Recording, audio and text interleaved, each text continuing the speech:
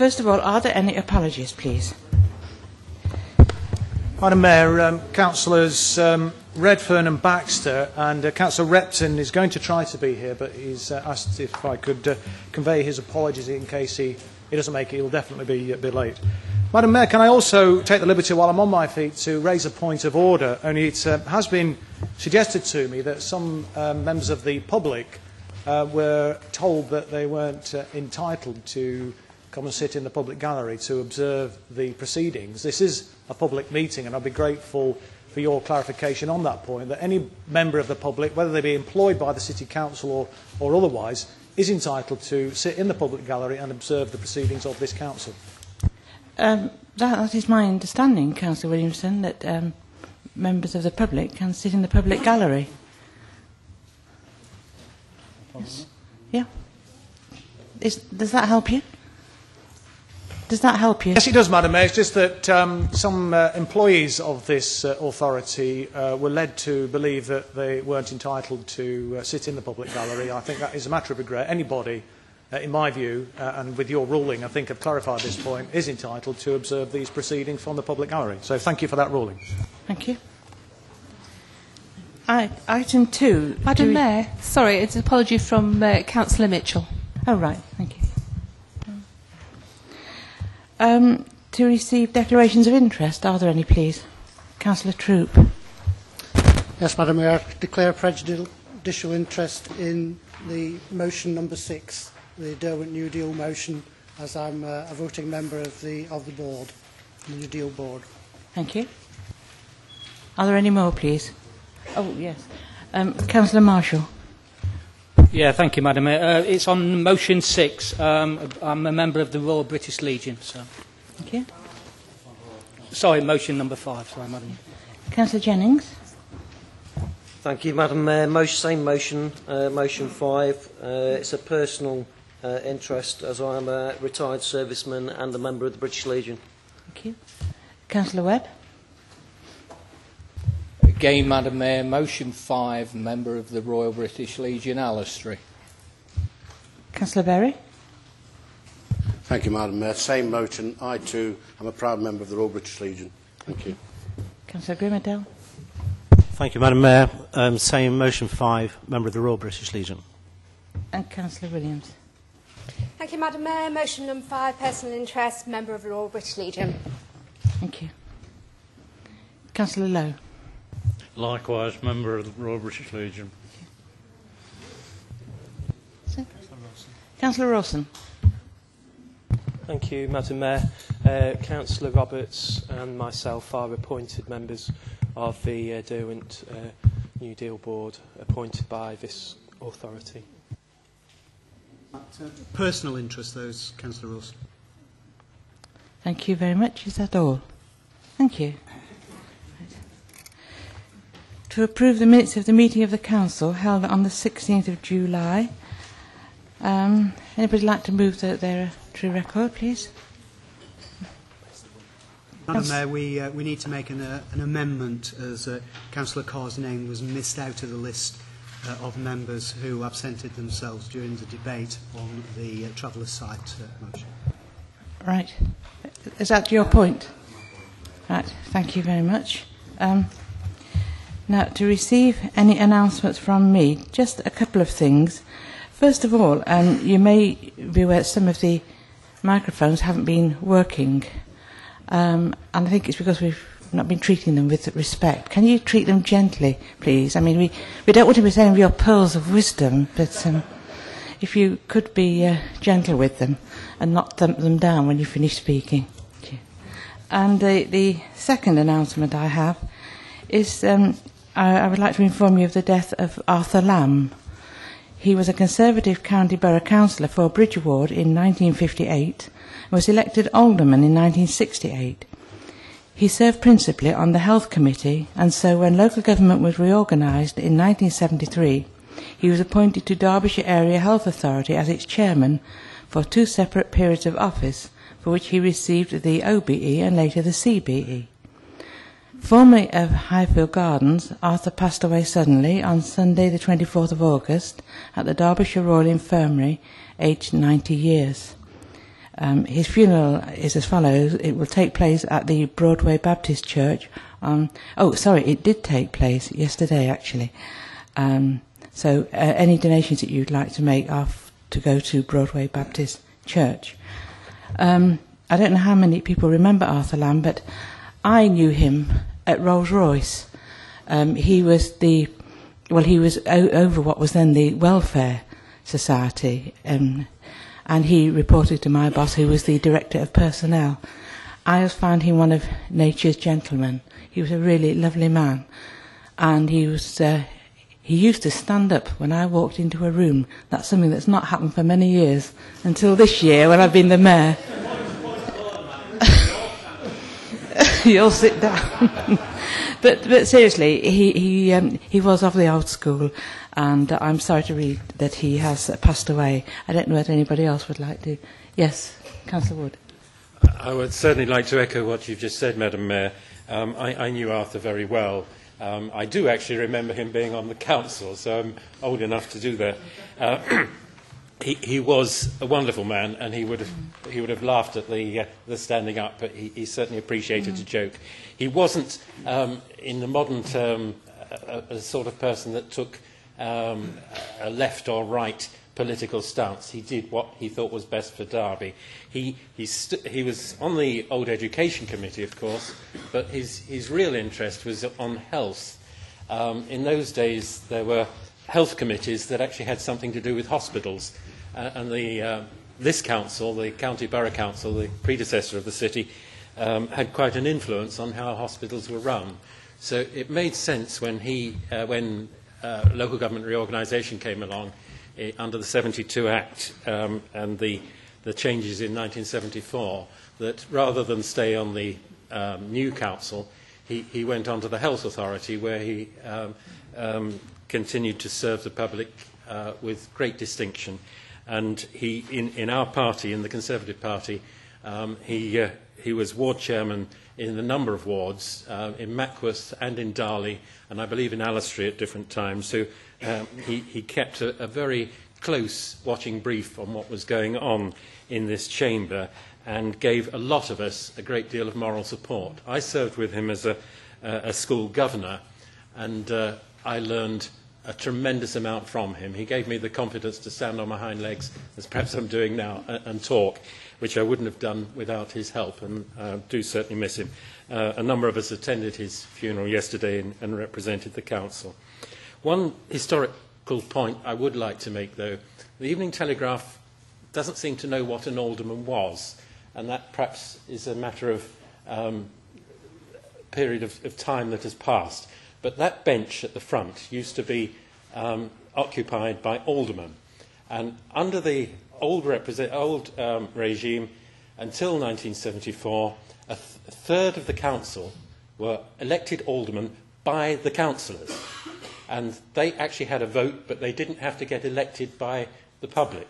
Now, there was arguments for and against that, and they were abolished in everywhere except the City of London, which still has a sixth of its members as aldermen. But we keep hearing that the last alderman has died, and that's happened twice this year, so it can't be true. The last Conservative alderman, who is a man, has died. But there is one remaining one. Lady Pendry is still alive and happily living in Derbyshire. Councillor Mrs Moira Pendry served as an alderman from 1968 to 74. And she sat there. She is still alive. She is Derby's last remaining alderman. And long may God preserve her. Thank you. Yeah, well, I hope she still is alive, because I was at school with her. She was a lot older than me. She was a lot older than me.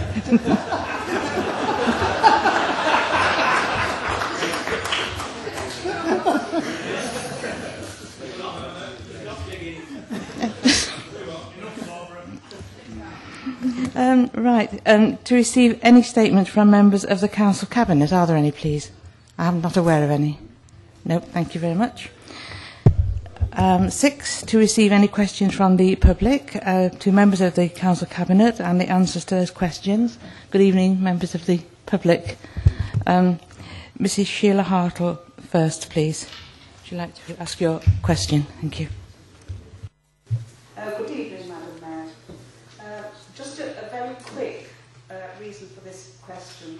There was an article in the summer edition of Your Derby concerning disabled access onto buses. And that my question is, how much would the council be prepared to pay for easy access buses on the 17A bus route through Darley Abbey? Thank you.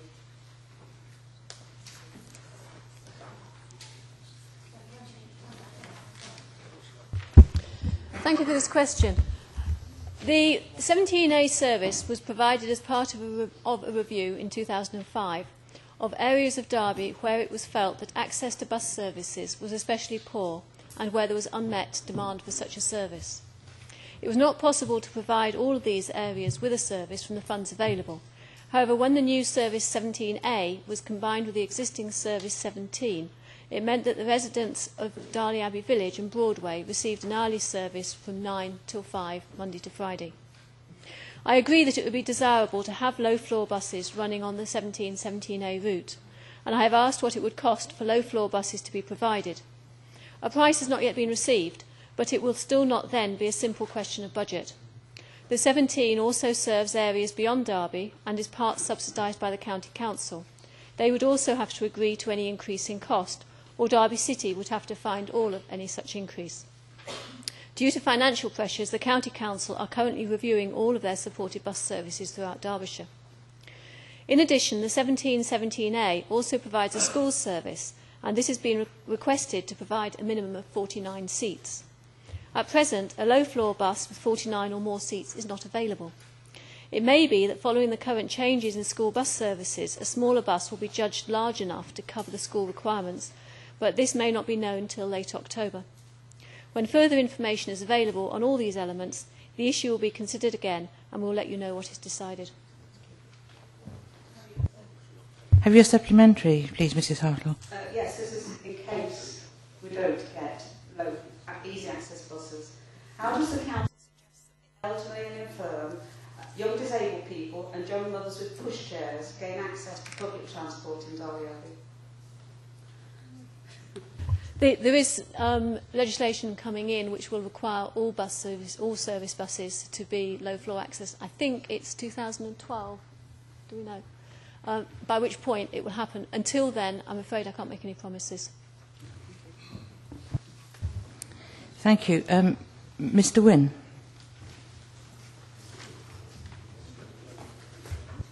Thank you, Madam Mayor. On the spot. Good evening, councillors, and good evening, Councillor Kerr.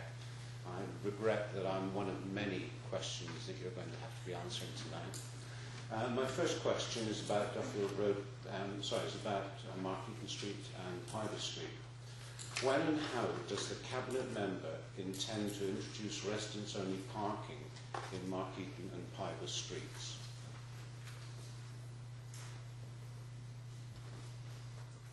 Thank you. As you all know, consideration of measures in areas where university parking is a problem was a priority for the Darley Neighbourhood Board last year and is included in the work programme for this year. Consultation leaflets were produced to begin with this process earlier in the summer, but their distribution was delayed due to staffing changes in the consultation unit. I understand that at the last Neighbourhood Board meeting it was agreed that consultation on Markeaton Street and Pybus Street areas would start shortly. Officers will then analyse the results of the consultations and consider whether to recommend introducing new parking restrictions according to the responses from the public. These will be introduced as traffic regulation orders under the Road Traffic Regulation Act 1984 and the Traffic Management Act 2004. In some instances, residents have shown less support for residents-only schemes when they are able to consider how schemes operate in detail. I'll therefore not prejudge the results of the consultation, but Highways officers will continue to work with the Neighbourhood Board while this issue remains a priority of that board. Have you a supplementary, Mr Wynne? Thank you for that, Lucy. Do you not agree that Markeaton and Pybus Streets are special cases for two reasons? First of all, there is a strong demand for residents-only parking, as shown by a petition of nearly a year ago from Markeaton Street. And secondly, in view of the intolerable pressures which are currently arising in these streets due to the rapid growth of high-density multi-occupation properties, which is an added factor on top of all the university and commuter parking? I think most streets where there is a demand for residents-only parking consider themselves to be a special case, and therefore I think that you need to treat them in not necessarily an equal manner, but it's clearly been a priority for the Neighbourhood Board. There's an understanding that the people in Mark Eaton Street itself are very supportive of this from the petition that's been received, but it still means that the issue does need to be considered over the slightly wider area. Thank you. Mr Wynne, you have another question for Councillor Kerr. Thank you, Madam Mayor. It's about Duffield Road bus lane. Does the Cabinet member intend to consult residents in the review of the Duffield Road bus lane? Residents have been consulted before and during the period of the experimental bus lane on Duffield Road and will continue to be now afterwards. It started with leaflets to about 10,000 households and exhibitions to consider possible public transport improvements. People who responded to this consultation or who live on Duffield Road were sent further letters when the bus lane was put in. At this time, statutory consultees were consulted and an advert inserted in the local paper. This explains that any comments received within the first 6 months from the statutory consultation, within the first 6 months form the statutory consultation responses. At the time of the 3-month review, within the statutory period for consultation, further letters were sent out to people who had shown an interest. However, further comments have continued to be received since then, and additional issues considered. In part, this will have been from further publicity about the bus lane, which was provided courtesy of local political parties and the Duffield Road Action Group. The Derby Telegraph and Radio Derby have both reported on it several times over the last 18 months. As a result of all this activity, most regular users and many occasional users of the road are likely to be fully aware of the situation, and certainly there has been a significant level of correspondence to the Council about it. Officers have considered the issues raised in that correspondence over far more than the 6-month period required. Speaking personally, over the summer I have knocked on a selection of doors in the area, exchanged numerous emails and met key people to discuss issues in person. I did not get the feeling that people were feeling in need of further consultation, but more that the situation needs to be agreed and resolved. There will be further changes over the coming months and years on this route, with consultation to improve cycling facilities and new street lighting. Other issues may be raised either directly with the Department or through the Neighbourhood Board. Your supplementary, Mr Wynne, please. Thank you, Madam Mayor. I'm well aware of the formal consultation of nearly 2 years ago because I actually launched it. I'm talking about formal consultation now on the review. Is the Cabinet member aware that the lack of formal consultation with residents in the review of this controversial scheme will seriously undermine public confidence in any future public transportation proposals? I'm not aware of that, and I'd be happy to see any evidence you have that that would be the case. Thank you, Mr Wynne. Mrs Jean Lung, please, to Councillor Carr. Good evening, Madam Mayor. My question is, given that many of the parks in Derby have recently been enhanced and upgraded, what criteria did the Council use to make the proposal to close 2 play areas in Sinfin, particularly as Sinfin is an area with a higher than average proportion of children and has been identified as having the worst record for health and social deprivation in Derby? Councillor Carr, please. Thank you, Madam Mayor. Good evening, Mrs Lung, and thank you for the question. Sorry. The review of play area provision to which you refer was conducted before I became responsible for this area. The criteria used were the same for all of the play areas.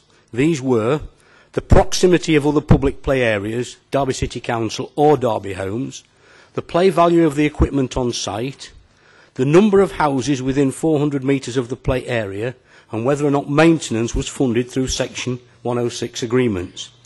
Now, regarding the 2 play areas suggested for closure in Sinfin, One, the Sinfin Moor Park old site has only 2 items of equipment left and is only 200 metres from the recently constructed play area in the park.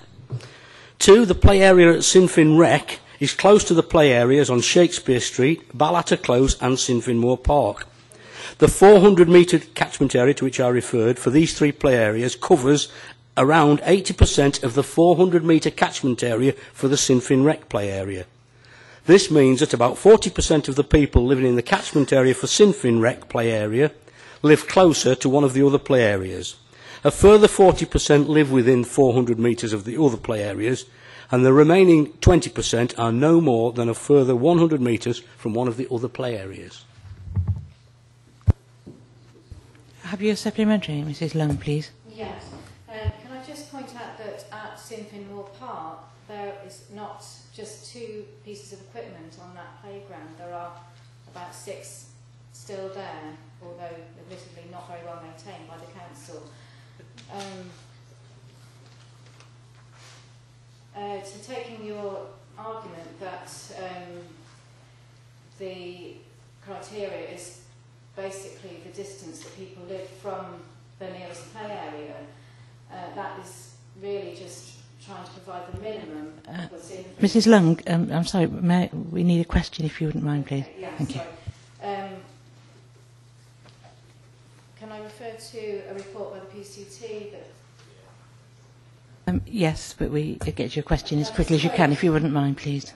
Thank you. I'm just quoting from a PCT report that says, not surprisingly, childhood obesity data in Sinfin shows that 21% of measured children in reception year were either overweight or obese, compared to 15% in Derby as a whole, and in year 6, 31% of measured children in Sinfin were overweight or obese, compared to 28% in Derby City overall.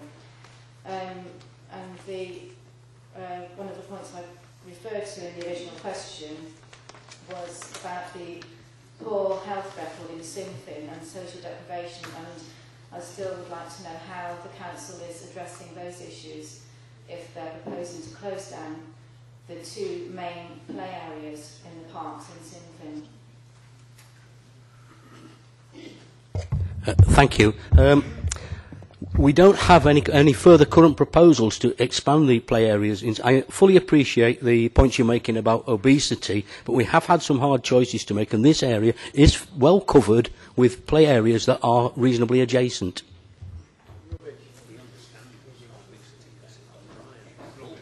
Thank you very much. Now, the next 4 questions I'm going to take together. I'm going to suggest that you ask the questions and that Councillor Kerr gives 1 answer, and then I'll allow you 1 supplementary each.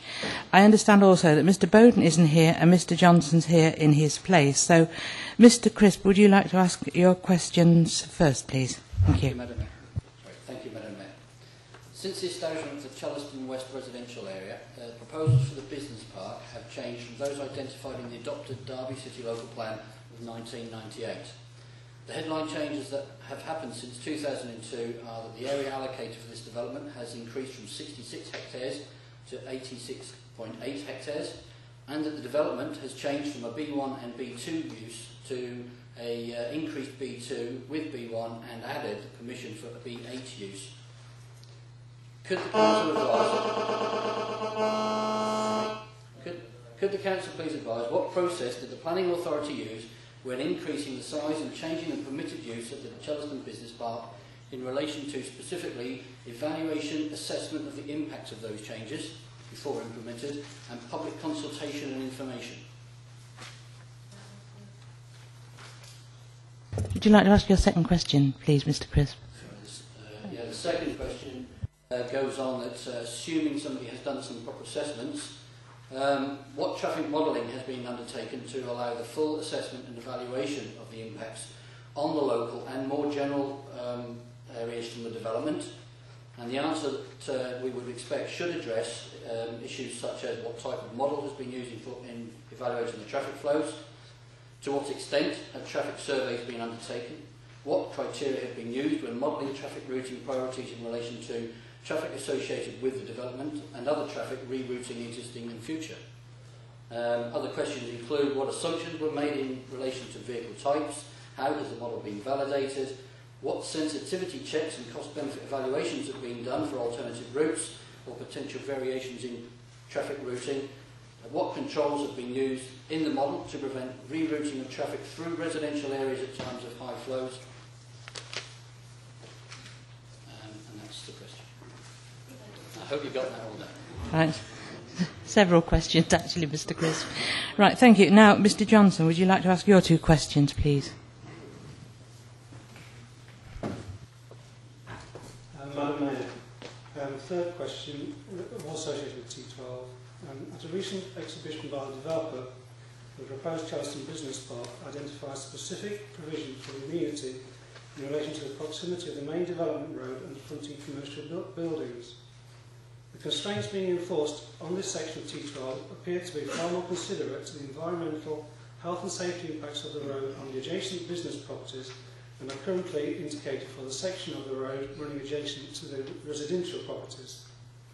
What will the Council do to ensure the same consideration and controls are made in relation to the health, safety and quality of life of the residents of the adjoining estate? Right, would you like to ask your second question, please? Thank you. It's expected that at peak traffic flows there will be delays along Holmley Way, particularly at the various junctions along the route to the A50 junction with the A514.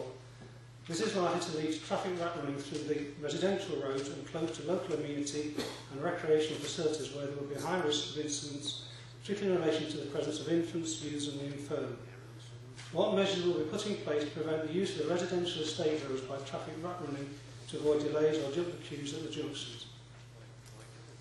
Thank you. Councillor Kerr, would you like to answer embodying those points? One answer, thank you.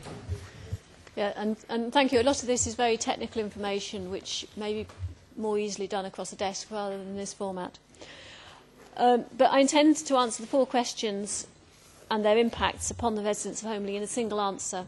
And in summary, if I summarise very briefly what you've asked for, is why there have been changes to the allocation of employment land in the various plans, how Holmley Way has been designed and modelled and the rest of the road link known as T12, which will serve the business park, how the Council will deal with changes in traffic patterns and increases in traffic volumes using Holmley Way and T12, and finally, what the impacts will be upon residents and how the Council would mitigate those.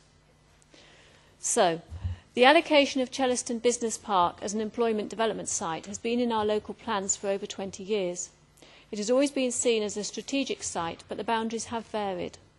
Mr Crisp's question regarding the allocation picks out the differences between the City of Derby Local Plan Review document of 2002, when the business park was allocated at 66 hectares, and the latest adopted City of Derby Local Plan of 2006, in which the site is now 86.6 hectares. The difference is, quite simply, the land south of Sinfin Moor Lane, which had been part of the allocation prior to 2002. It was removed from the local plan on the advice of the inspector in 2002 because the city was regarded as having an over-allocation of employment land. Once other strategic sites, particularly Pride Park, had been taken up, this land allocation was reinserted into the local plan as part of the latest review process, leading to the adopted plan in 2006. The site had always been allocated as a high-quality employment site, defined as planning uses B1 and B2. When the site was re-extended to take in the land south of Sinfin Moor Lane, transport and distribution uses, defined as B8, were included because it was felt there would be some demand for these and that they were increasingly becoming recognised as good generators of employment.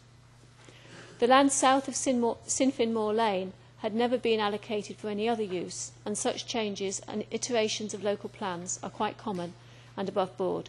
Both plans referred to were subject to full review process and public consultation.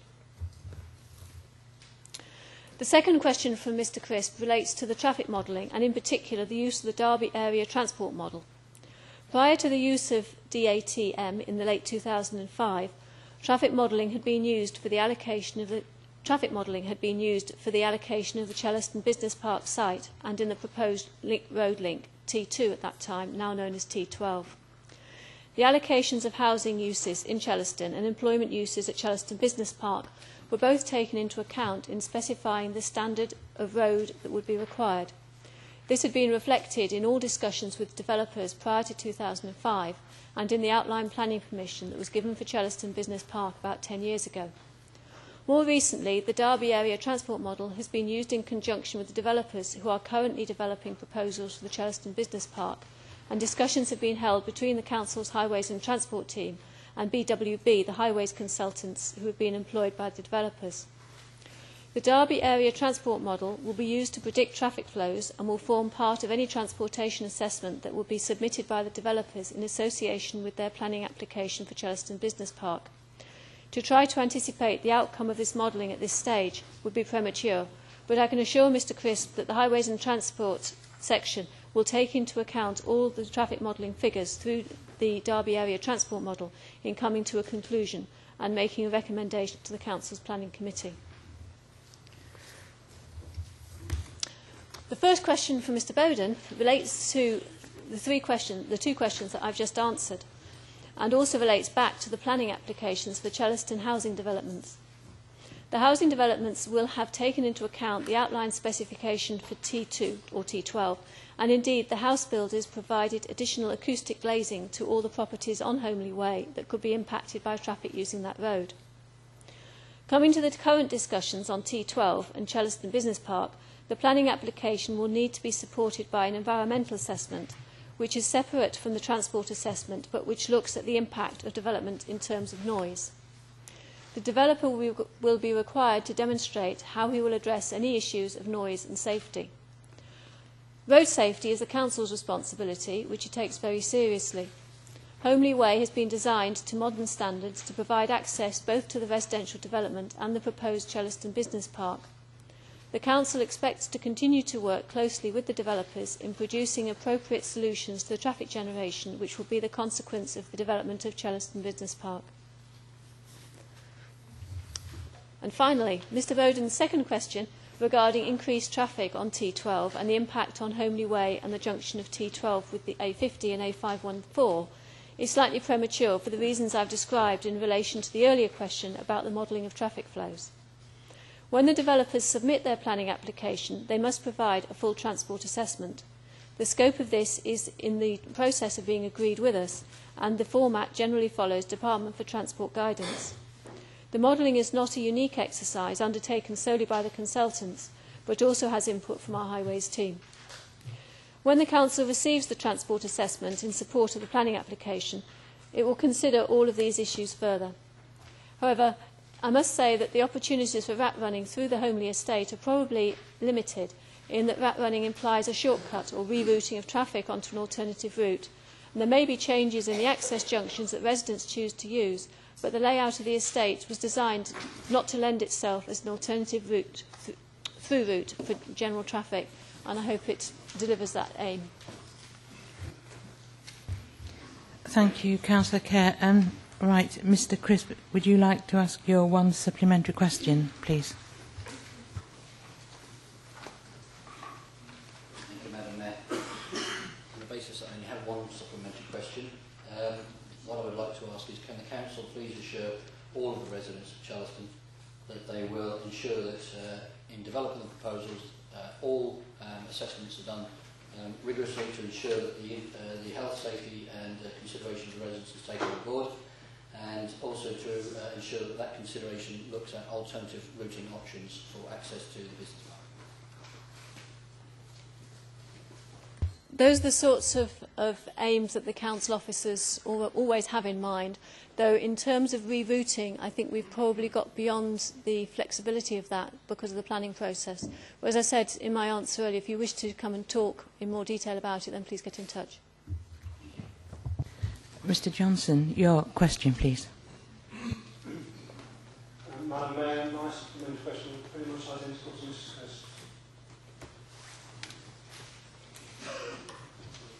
Hurst. Can I just repeat the offer of having a meeting if you would like that?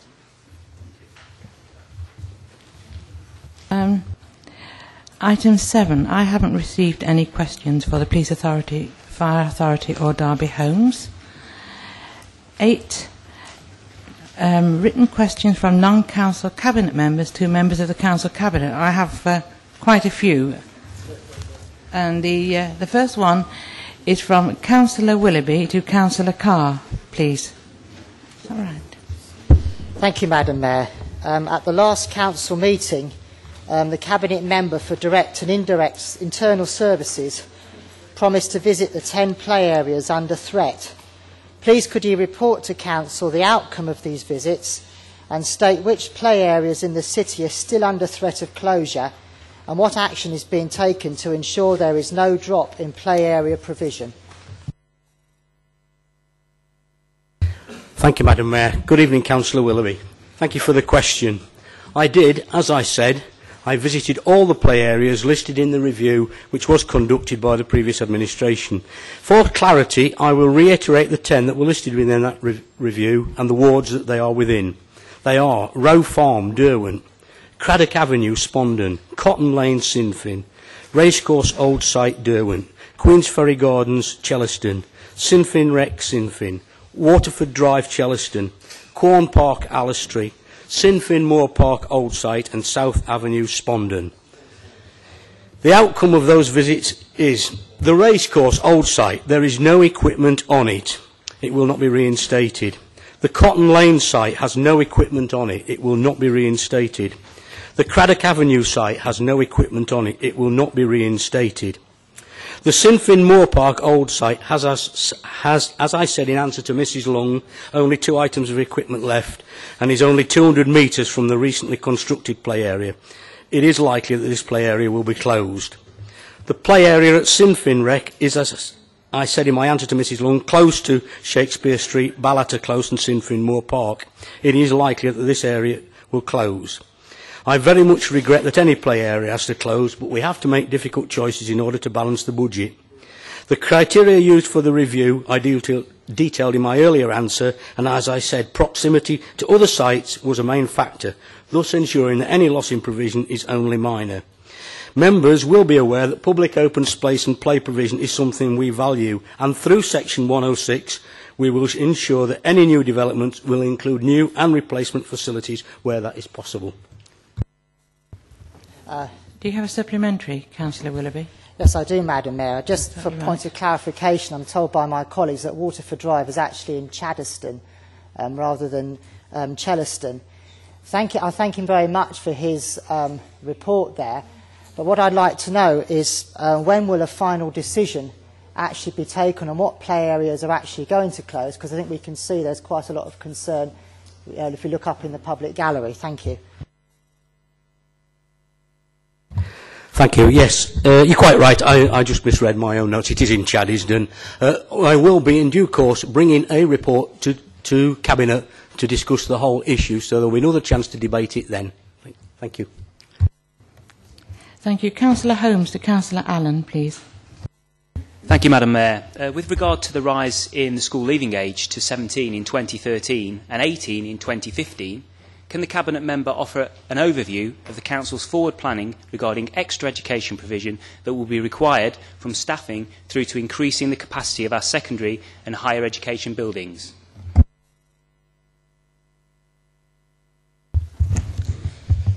Thank you, Madam Mayor. Thank you, Councillor Holmes.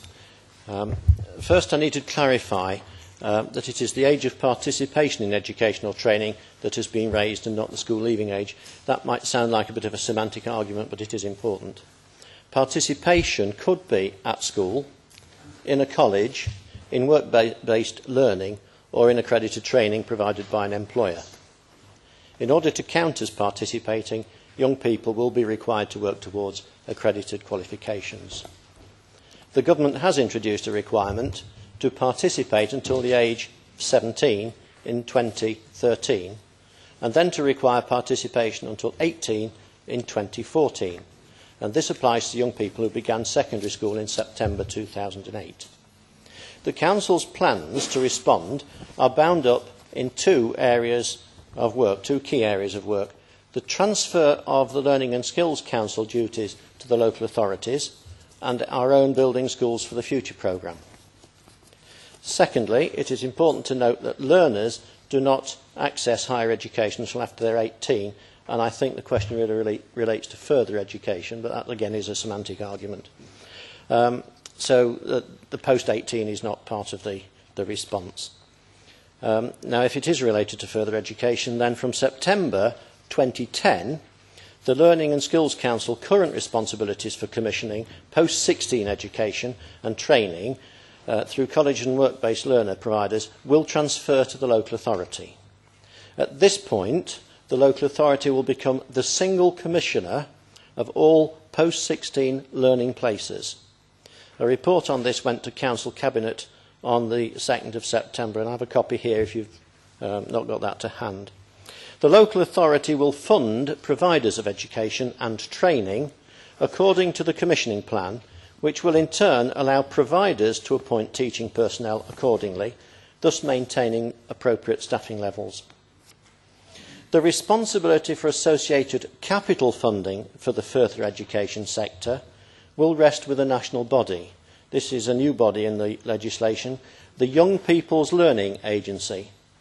The local authority will work closely with that agency in planning buildings provision.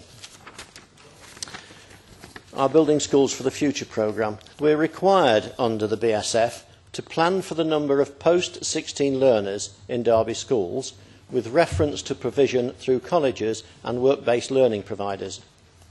Plans have been produced to indicate the predicted number of students who will study at each institution or provider, along with the subjects and levels of their courses of study.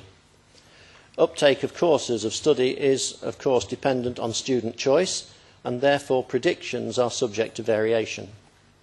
The BSF building programme will take post-16 numbers into account in terms of new and refurbished buildings.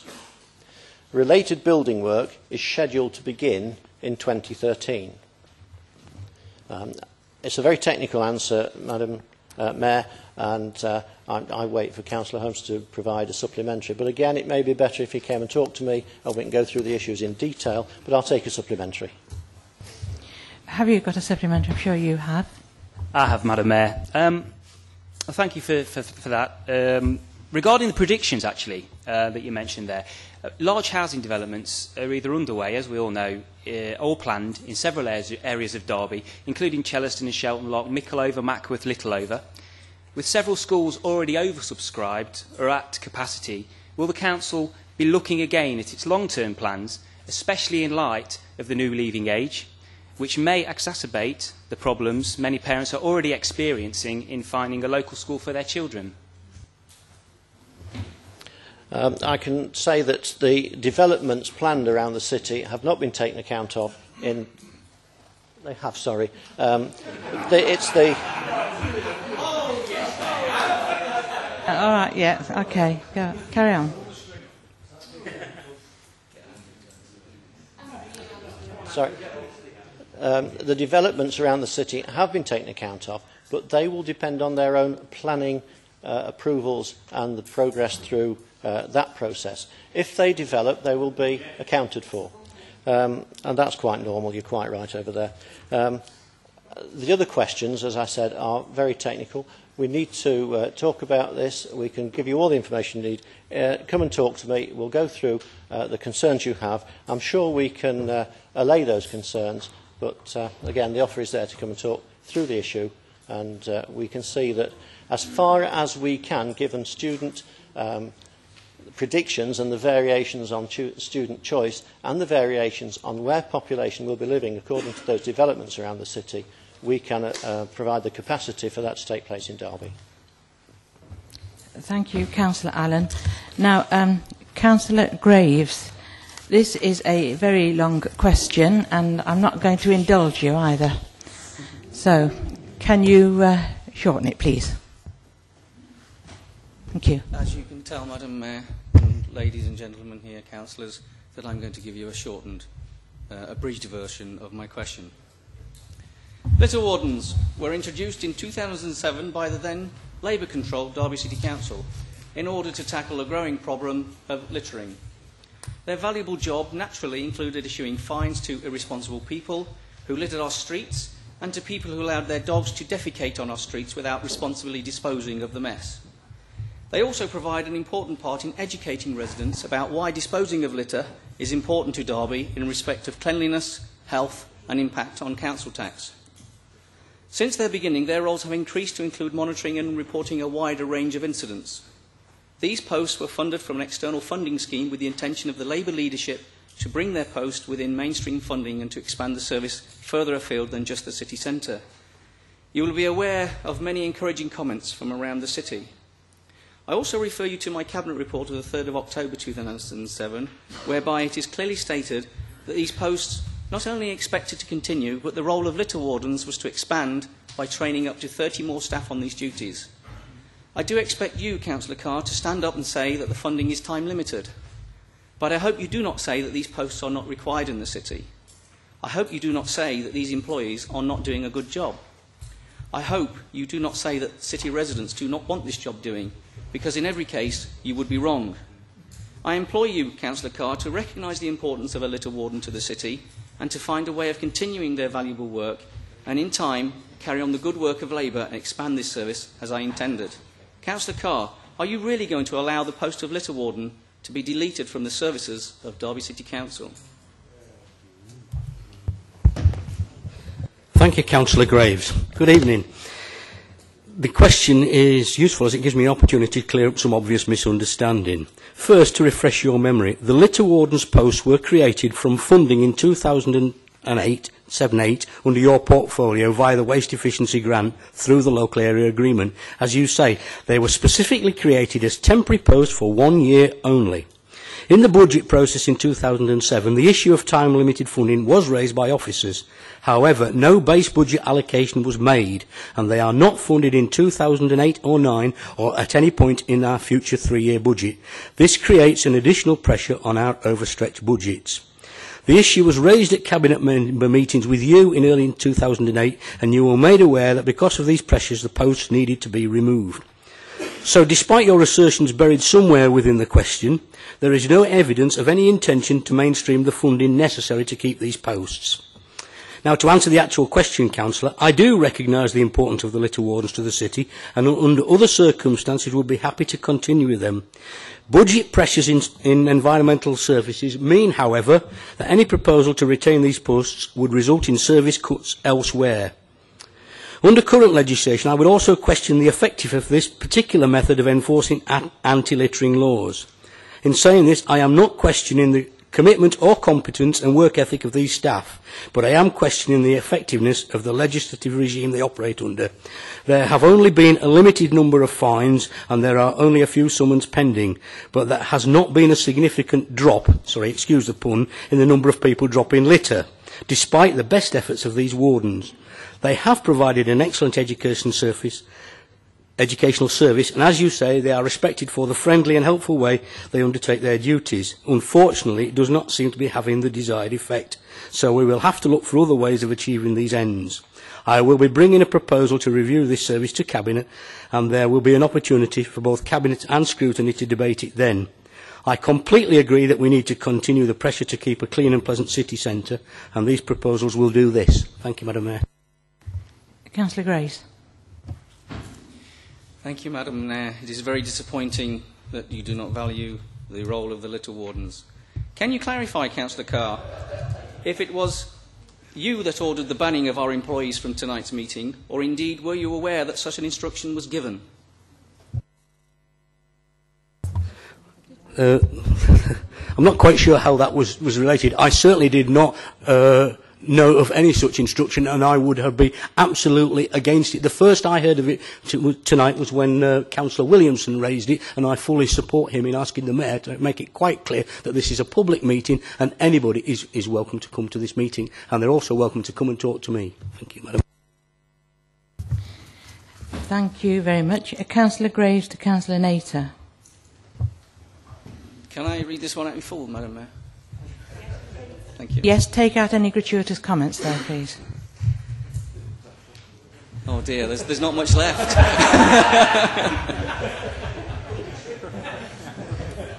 Councillor Nater, you were aware that during my time as Cabinet Member responsible for leisure that I was pursuing a citywide ambition to bring to the city an Olympic-sized swimming pool. My plans were to try and revamp Derby's iconic swimming pool, Moorways. This pool and sports centre is desperate for upgrading, as I am sure you will now be aware if you had any discussions with council officers. At the same time, a new Olympic-sized pool would coincide with the Olympics coming to Britain and help our local athletes such as Olympian Ross Davenport prepare for the 2012 event. Since losing office, Councillor Nater, I and the rest of the Chamber have heard nothing of furthering these ambitious plans. I hope you will not report you have done nothing about this important city issue and that you have some good news. I hope that you have not merely strolled around the corridors aimlessly since gaining office in May, as I saw you the other day. Can you report to the Chamber what progress has been made with Moorways and the installation of an Olympic-sized swimming pool? Thank you, Madam Mayor. Thank you, Councillor Graves. When I read your question, I thought, wow, great ideas, big aspirations. Then I had a briefing with the officers, and you know what? There were only aspirations to build an Olympic-sized pool in Derby. No progress has been made under your administration. In fact, it was the lack of your aspiration and funding that has led to current poor conditions of leisure stock that I've inherited. This leads me to the question, what did you actually achieve in your term in office, which has been a lot longer than my 3 months? Derbyshire Olympians have done very well, both Ross Davenport, Rebecca Adlington. I would like to congratulate them, both of them, in their achievements and on behalf of members, Derby City Council and the wider sporting community.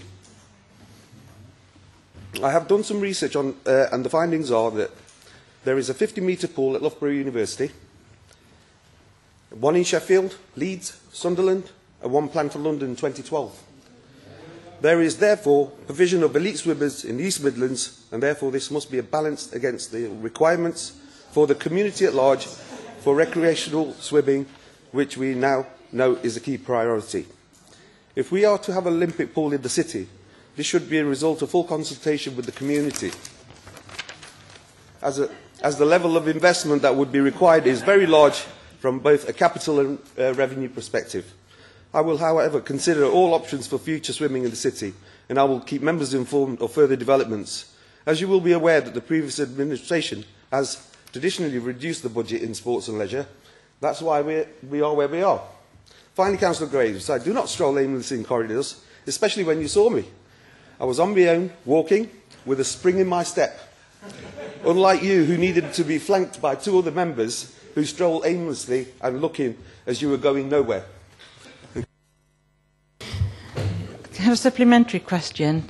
Yes, Madam Mayor. It's interesting that you, the question you answered in a way so negatively that you've got no idea about what you're going to do for this city. So perhaps my supplementary is, what aspirations do you have for the city of Derby? I think, Madam Mayor, we're working on a few aspirations of the city, and like I said, we will be working towards members. They're welcome to come and talk to us, and let's have a look where we're going with it. We'll just keep it down. Thank you. Right, thank you. Thank you. Settle down, please. Thank you. Thank you.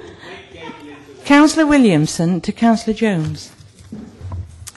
In view of the Government's recent announcement on addressing the failure of the mortgage market, does the Leader of the Council now regret voting against the Labour Group's motion to make the Council assist local people who are struggling to pay their mortgage?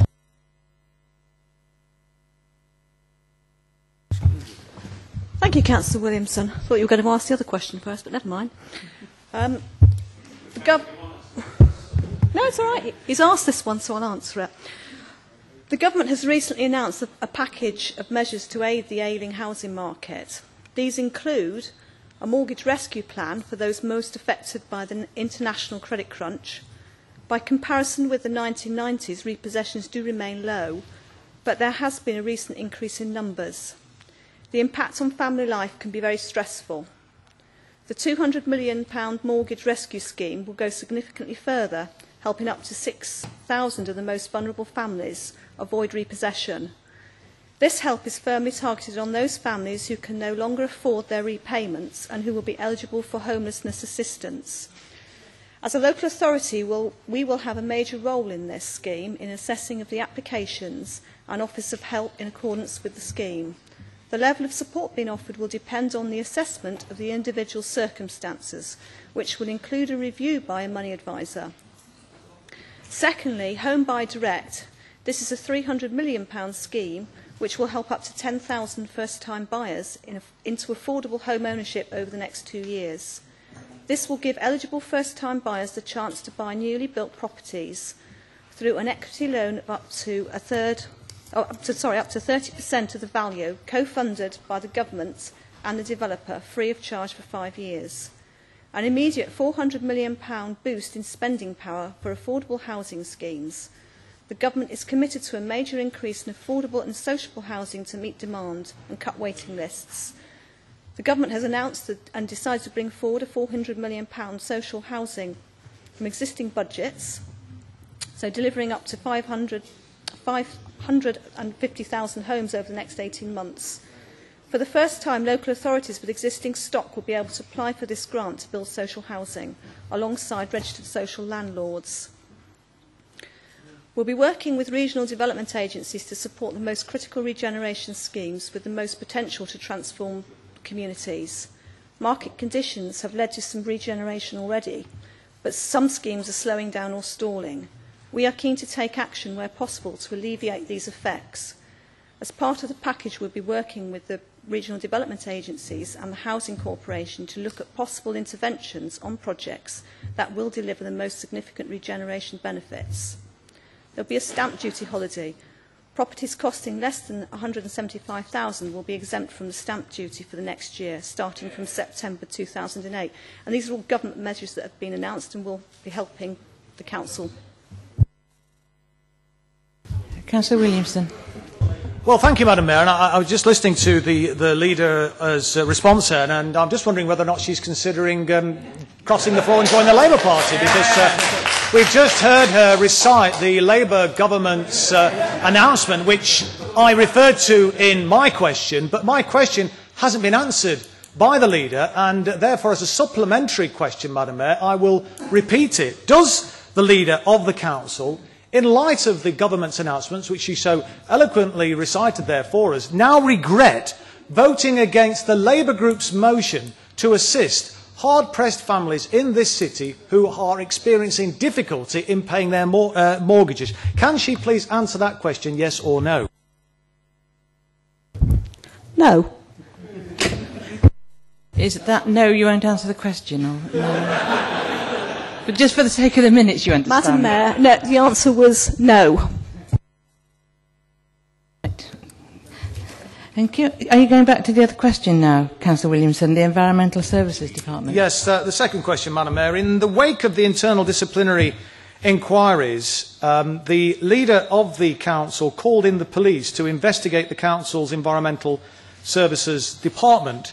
This was just over 3 months ago. Can the Leader inform the Council how many arrests have been made? Thank you, Madam Mayor. I am not aware that at present there have been any arrests. However, I understand the police have not closed their investigations. Isn't it true, Councillor Jones, that this whole affair has been a complete waste of police time? I don't think so, as they haven't closed their file. Thank you. Councillor Willoughby to Councillor Jones, please. Thank you, Madam Mayor. Can the Leader of the Council confirm that the Liberal Democrats have received paid funding from Trent Barton in the form of advertising in their leaflets? And if they have, should the Cabinet not have declared a prejudicial interest before voting on the adoption of the Duffield Road bus lane? Thank you. Thank you, Madam Mayor. Derby City Liberal Democrat Party have received advertising revenue from Trent Barton.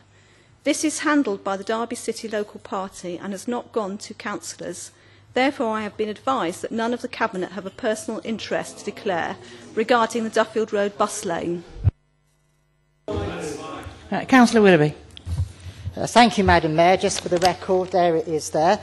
So therefore, does she not agree then, if that really we should get some independent assessment of this, and that this matter should now be considered by the Standards Committee, as there appears to be a breach of the Local Government Code of Conduct?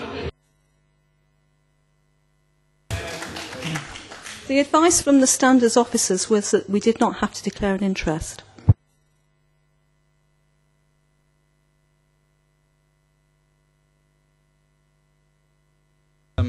I don't remember Mr Foot giving any public advice of this nature, and it seems to me that in this case, if a political party has received direct funding on an issue on which they then proceeded to take a vote on in the interests of that public body, that's fraudulent, and it should go to the Standards Board. So I'd be very interested to hear what this advice was that unequivocally clears the Liberal Democrats of wrongdoing, because in my understanding of this is fraudulent.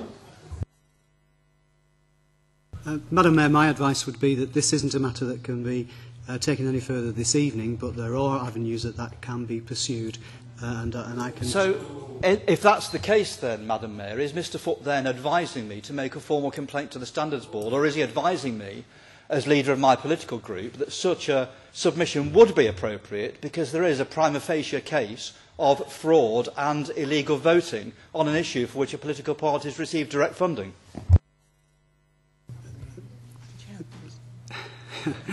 The position really is for Councillor Hickson to decide.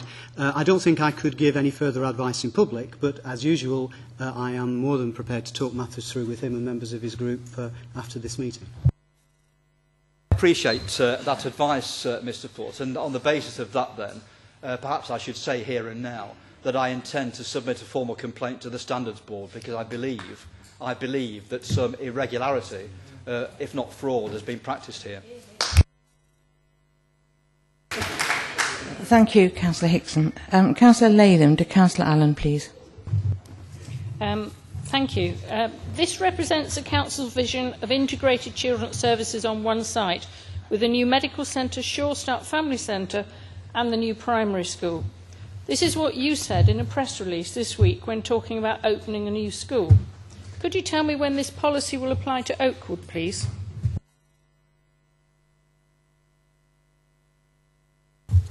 Thank you, Madam Mayor. Thank you, Councillor Latham.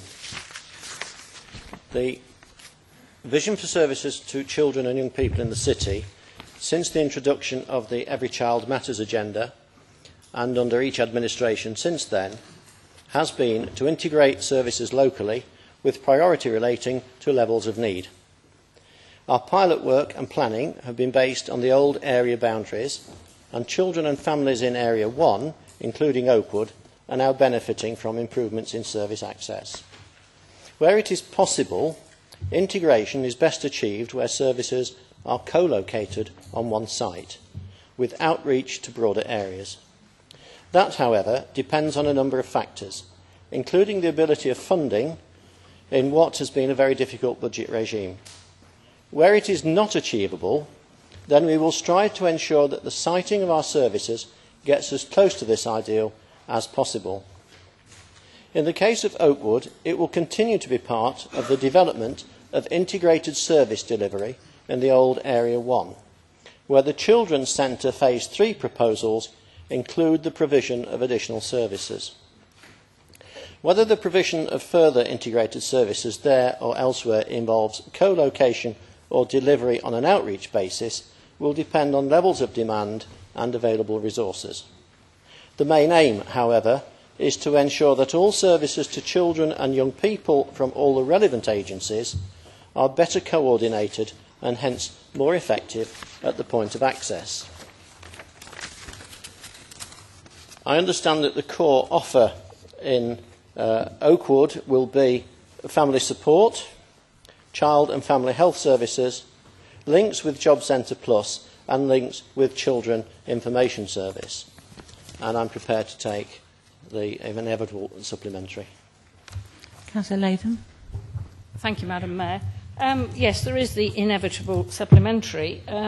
Oakwood seems to always suffer from being disadvantaged in that we have a school that does not take the children from the whole area. We now have a Sure Start scheme which will be an outreach scheme from Chaddeston. Now, it seems to me that you have the ideal opportunity as a new member to change this policy and to be able to help to create the full community that Oakwood deserves. Can we have your assurances that you will be doing this, please?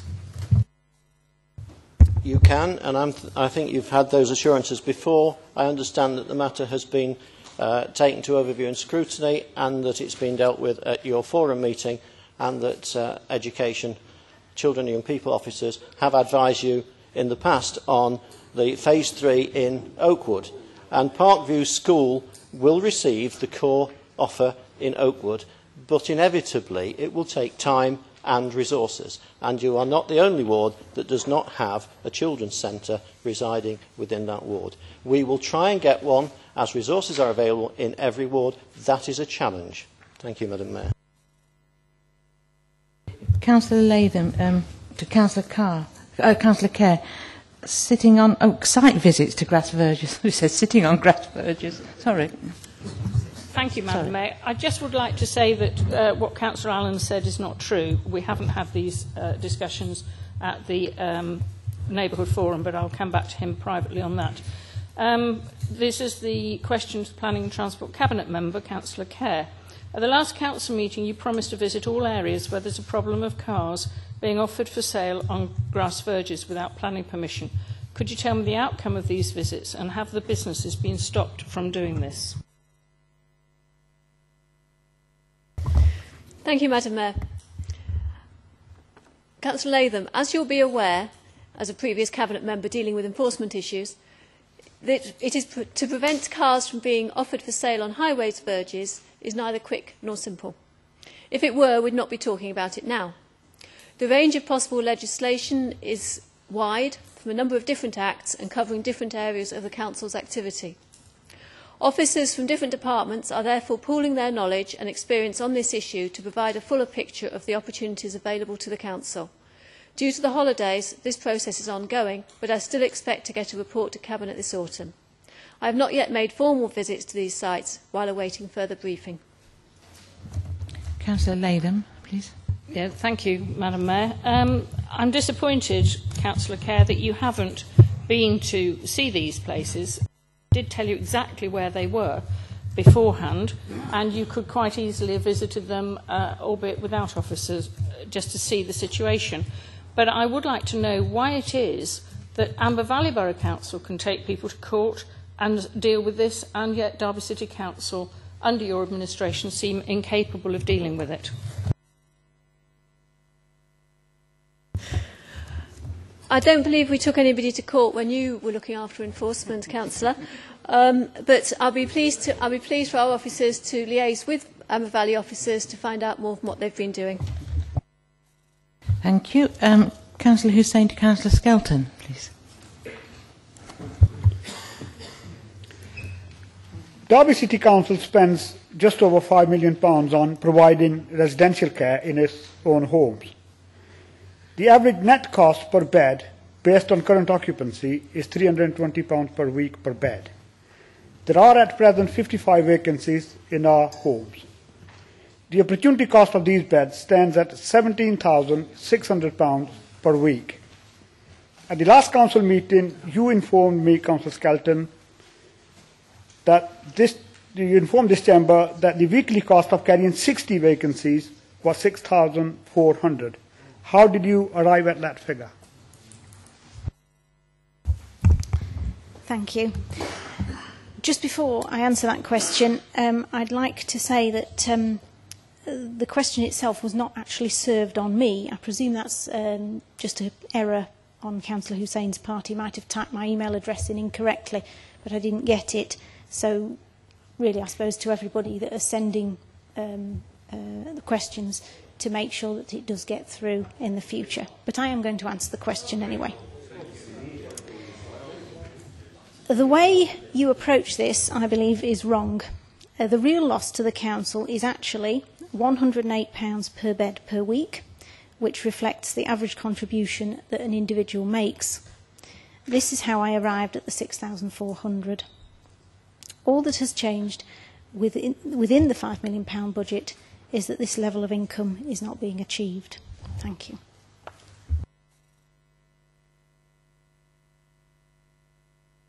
I have to say this is an extreme example of financial illiteracy, because if we bear in mind that the council has 260 beds in total and it spends £5 million on servicing those beds, according to the way Councillor Skelton has answered this question, it means if none of those beds were occupied, there will be no loss to the council, or the loss would be just £106 per bed, which translates into roughly 10% of the total cost which the council is incurring.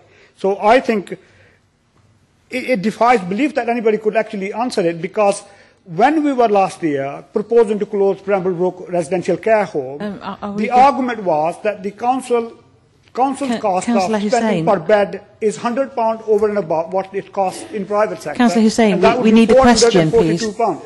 So how come last year when we were working out, the cost to the council of each residential bed was worked at £440, and now Councillor Skelton is telling me that the net cost is £106. I think it's a deeply flawed answer, and it needs proper investigation.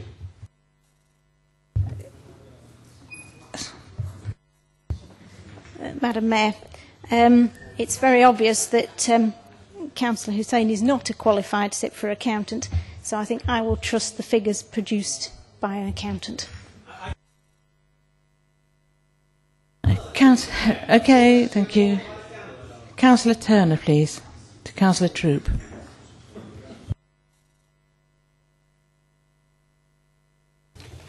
Thank you, Madam Mayor. A short question. What regard do you have for council decisions? That the question?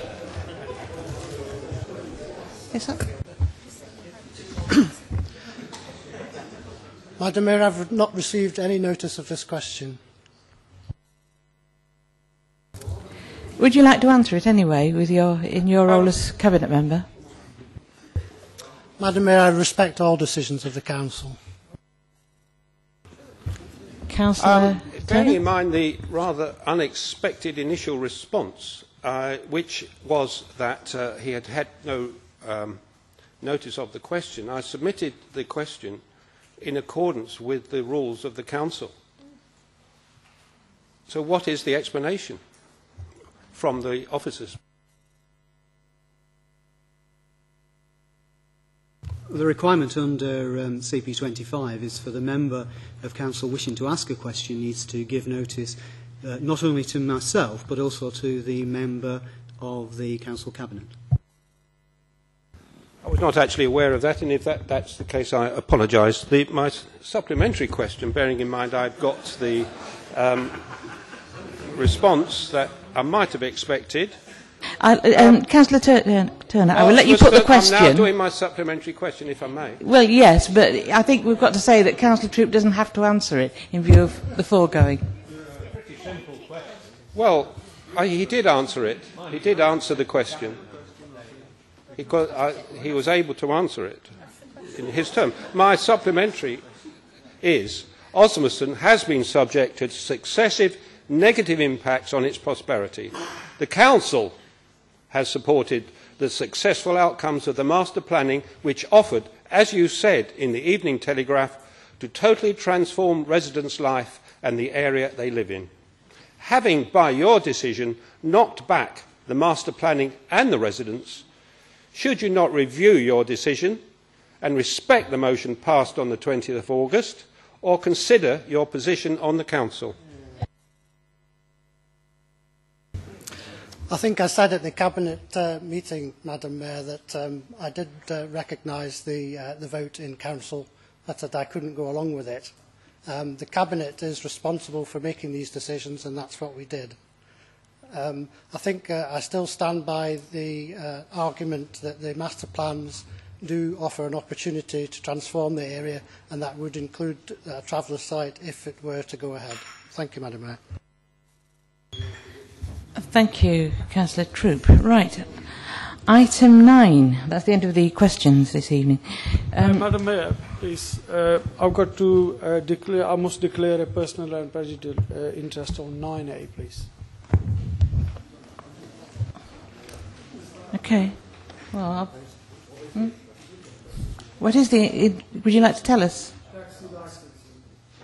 What's the interest? You have an operator's license. There's an operator's license. Yeah. Yes. Right, okay. It's noted. That's noted, thank you. Thank you. Thank you. Right. Pardon? Okay, right, thank you. Right, to dispose of the following business deferred from the meeting on the 15th of July. Could I have quiet, please?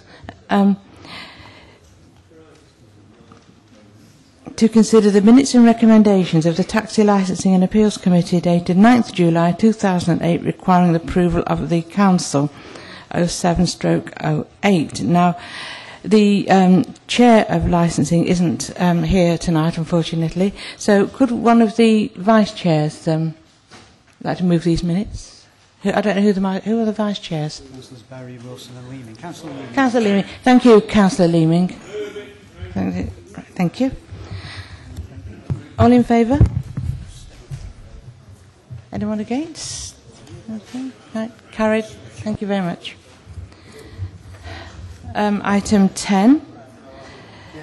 To consider the minutes and recommendations of the Council Cabinet dated 29th of July 2008 and 2nd of September 2008 requiring the approval of the Council 54/08. Right. Councillor Jones to move? Yes, can I move the motion as printed, please? Thank you. All in favour? Am I allowed to speak on this matter, Madam Mayor, please? Yeah. Go on. Yes. Yes. Yes.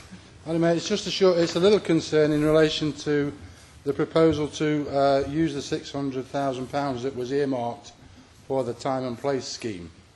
You may remember that at the 3rd of March the Council agreed an amendment to the proposals for the time and place scheme and deleted it from the public realm strategy. Instead, the Council decided to hold the £1.2 million that was earmarked and hold it in reserve, and this is the important point, for use on a more considered appropriate project to mark the completion of the public realm programme.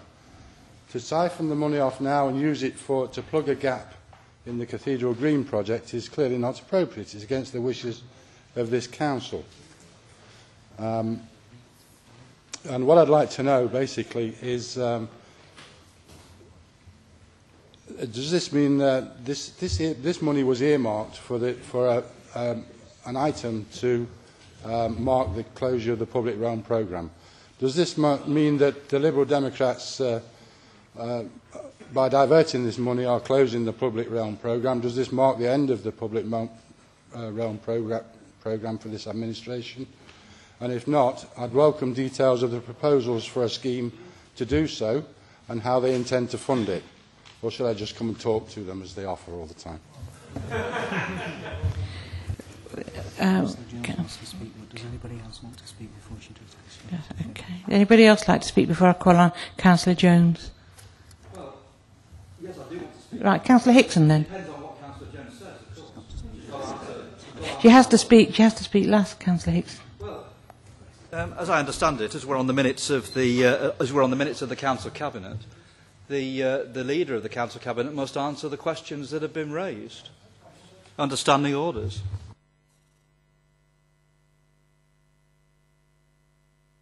Madam Mayor, this item has been opened by Councillor Jones. In accordance with the rules of debate, she would finish and wind up the debate. A question has been asked of her during the debate. It is normal for that to be responded to in the winding up speech from Councillor Jones as the mover of the minutes. That being the case then, Madam Mayor, then I think, under the circumstances, then perhaps both us and, I'd invite the Labour group to not approve this minute then. It's Council decision, isn't it, to not to move this money and not to spend it and so on. I think we should refuse the consent if we can't have the explanation.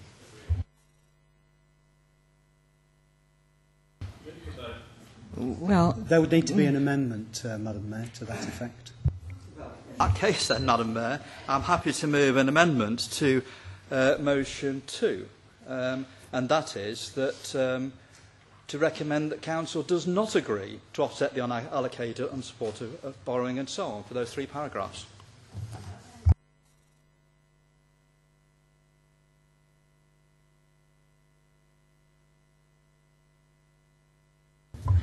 to Councillor Poulter speaking, we had actually voted on this item, and therefore it has been agreed as printed. We hadn't actually taken the vote. We hadn't actually moved to the vote on that. We hadn't.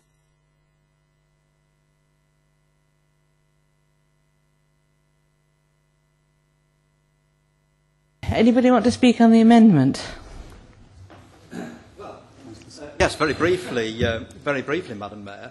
The Liberal Democrats can't slip in major items to budget changes which have been approved by full council, either without consultation or without the consent of the majority of the members, which comprise the Labour and the Conservative groups on this council. If they do that, they must do that at their peril, as I think they'll soon find out when we refuse to allow this recommendation.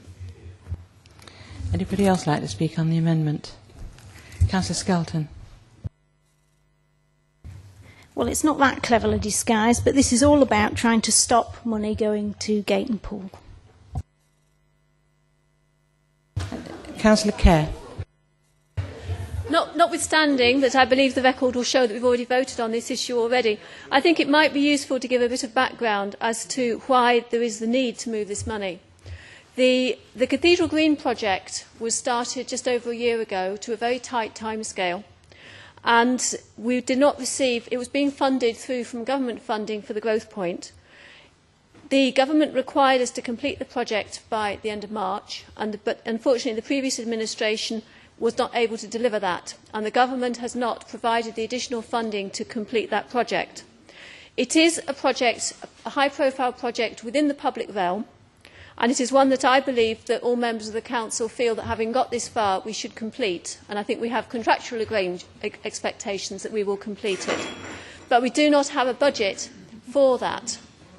And it was therefore felt by the Cabinet that this money that had been put aside for public realm purposes was an appropriate pot to use to complete this element of public realm for the city centre. Thank you, Councillor Kerr. Councillor Holmes. Yes, thank you, Madam Mayor. Can we just clarify once and for all that we haven't voted on this, please?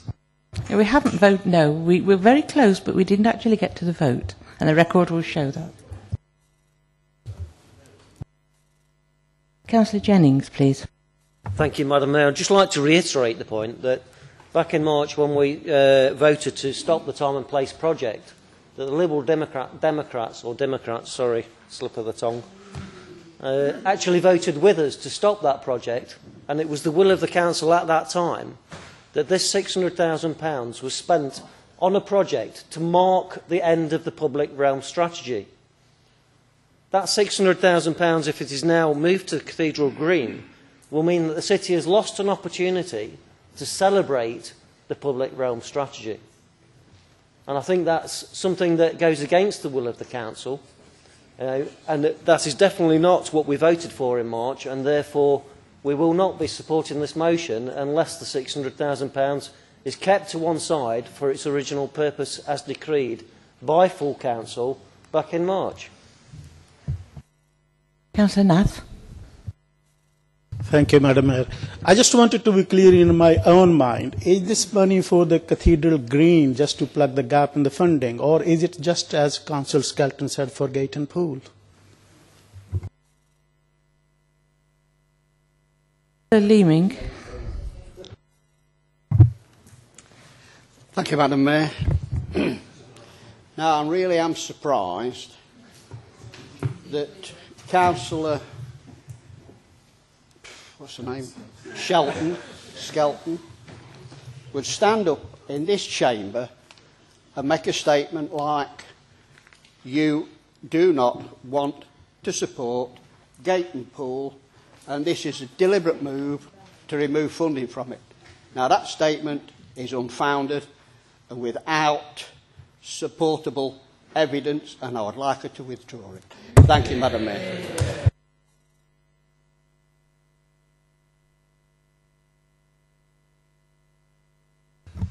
Thank you, Madam Mayor.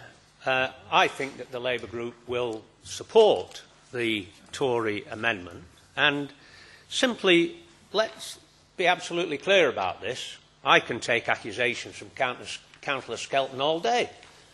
I certainly was part of the Cabinet that did not want to spend £600,000 on Gayton Pool. And what I don't want to see, and quite clearly the Liberal Democrats do, and it might be because it's in one of their key areas, but that's neither here nor there to me. The fact is, they said they'd do it, and they have a responsibility for finding the money.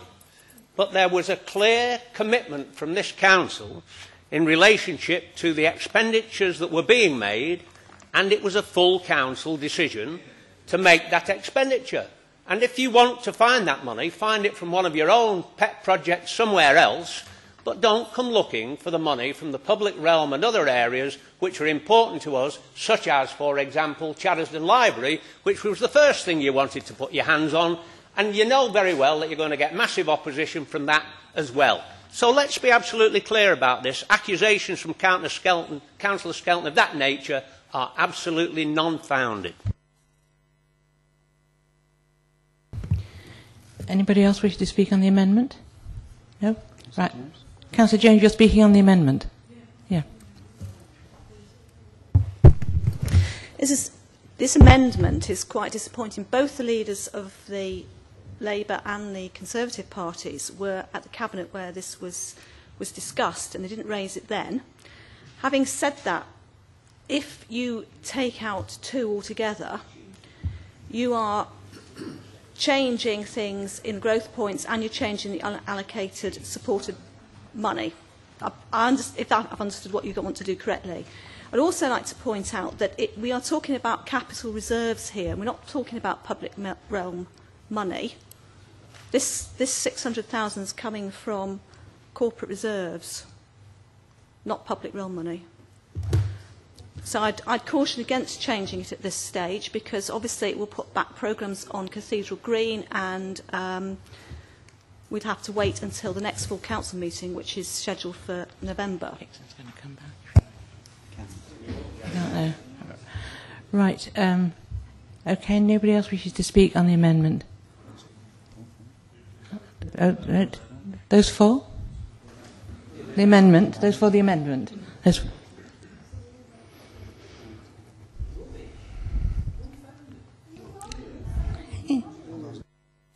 All those against the amendment? The amendment's carried. The amendment's carried. Anybody else wishing to speak on the substantive? Councillor Jones? We're winding up now, Councillor Jones. No? No? Well, Councillor Kerr then. No, Councillor Jones will wind up. I'm just concerned here about the decision that has just been taken. I'm not quite sure procedurally what we can do about it, but my understanding is that if we aren't able to progress with the Cathedral Green project, which this decision may have implications for, we may then have problems in terms of the contract for the Cathedral Green, and there may be penalties as a result of that. Now, we have just undone a decision that was previously taken on this motion, and I'm sure that the record will show that. And I would just like members of the Council to see if we can actually review the decision that's just been taken, or there may be further repercussions that we're not aware of at the moment. Councillor Roberts. Yes, thank you, Madam Mayor. I just want to reiterate our position, because it's a fairly simple one, that we're opposed to this. But I do regret the fact that Councillor Jones has raised the issue that Councillor Hickson and Councillor Williamson were at a Cabinet meeting and never spoke, and then spoke against something in full council. Because as I recall, when I was a Cabinet member, Councillor Jones came to most of the Cabinet meetings, and at most of the Cabinet meetings said very little, but when we got to the full council, the Liberal Party were virtually en masse in opposition to everything that the Labour Cabinet and the joint cabinets proposed. So when we had a Labour Cabinet, they opposed it. When we had the Conservative Party working with us to form a Cabinet, they opposed that. Not a great deal of input from Councillor Jones, and yet she has the temerity tonight to express her disappointment that the Conservatives and the Labour Party stand in full council to oppose some of their policies. And I don't think that it's an untenable position at all. I think it's a very reasonable one. Anybody else? I think as far as Councillor Jones and Councillor Kerr are concerned, they'd better get used to the real world. These are decisions reserved to the full council, and we will take decisions that are appropriate for this city as a whole, not on partisan projects. And the Public Realm Board, although it was a matter of difference between us and the Labour group at the time as to how that money was going to be spent, was nevertheless seen as a highly appropriate piece of expenditure for this city to move it forward and to raise its profile. And we're not going to support any reduction in the amount of expenditure for that in the terms of £600,000, nor are we going to support the reduction of any other capital schemes. Don't forget, Councillor Jones, in case you've already forgotten, that you'll soon be having to come to this council with a budget. And I'm not going to stand up and put my hand up, and I don't know what the Labour group will do. I suspect they won't otherwise, if they find that schemes that are in the interests of this city have been removed on a whim from you, because you think that it's politically expedient for yourselves to do so. We will amend that budget when it comes. And as far as difficulties are concerned, you ain't seen nothing yet. Councillor Carr. Just like to make one point of clarification there to what Councillor Hickson just said. I might remind him that this amendment may well stop Cathedral Green, which is part of the public realm. So he's just voted to stop part of the public realm. An explanation, Madam Mayor. Councillor, I can excuse Councillor Carr because he doesn't understand the budgetary process of this council. But council at the budget setting meeting approved the amount of money set aside for the public realm strategy. Now, if the current administration have run into difficulty with funding for Cathedral Green, they can't rob the public realm strategy. That's the marker that we've put down, and that's what we've said. If they've got to now complete Cathedral Green, but they will have to find budgetary savings from elsewhere. And if Councillor Carr can't do that, then I'm sure that both myself and Councillor Williamson will try and help him. Councillor Higginbottom. I was just wondering if Councillor Jones has got a plan B. Anybody else before I call on Councillor Jones to wind up? No? Right, Councillor Jones then, please. Thank you. Thank you, Madam Mayor. Cathedral Green is part of the public realm strategy. There are many, many other schemes in the public realm strategy, which is still in the public realm strategy. So you don't know what you're talking about, basically. To answer Councillor Poulter's question, no, we haven't done anything. The Public Realm Board is still meeting. There are still many schemes before that board, and we are looking at them. There have been schemes recently in the paper to do with the Weir. That's part of the Public Realm strategy. This city, and I have never said otherwise, this city, the city centre, there are many, many things that need to be done. And actually, if you think about it, one of the things that I've already done is help sort out the War Memorial, sort out seating in the Market Square, something that the previous joint administration failed to do. We will have to, obviously we're going to have to take on board the amendment, and we're going to have to move and vote on the motion as amended, but it will have to come back to full council, and we'll have to see what we can do then.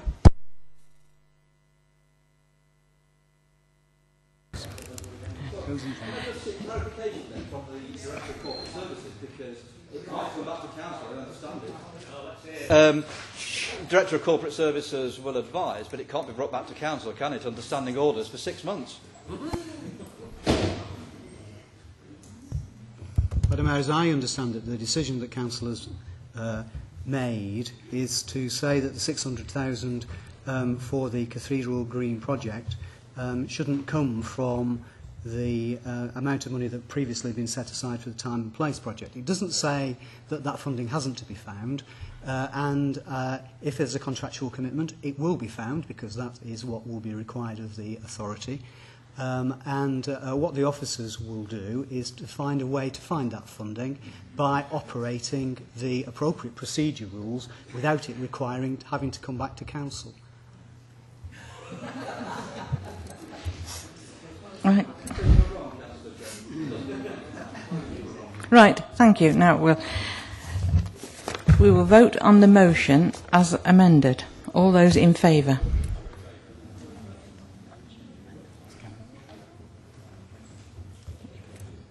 Those against?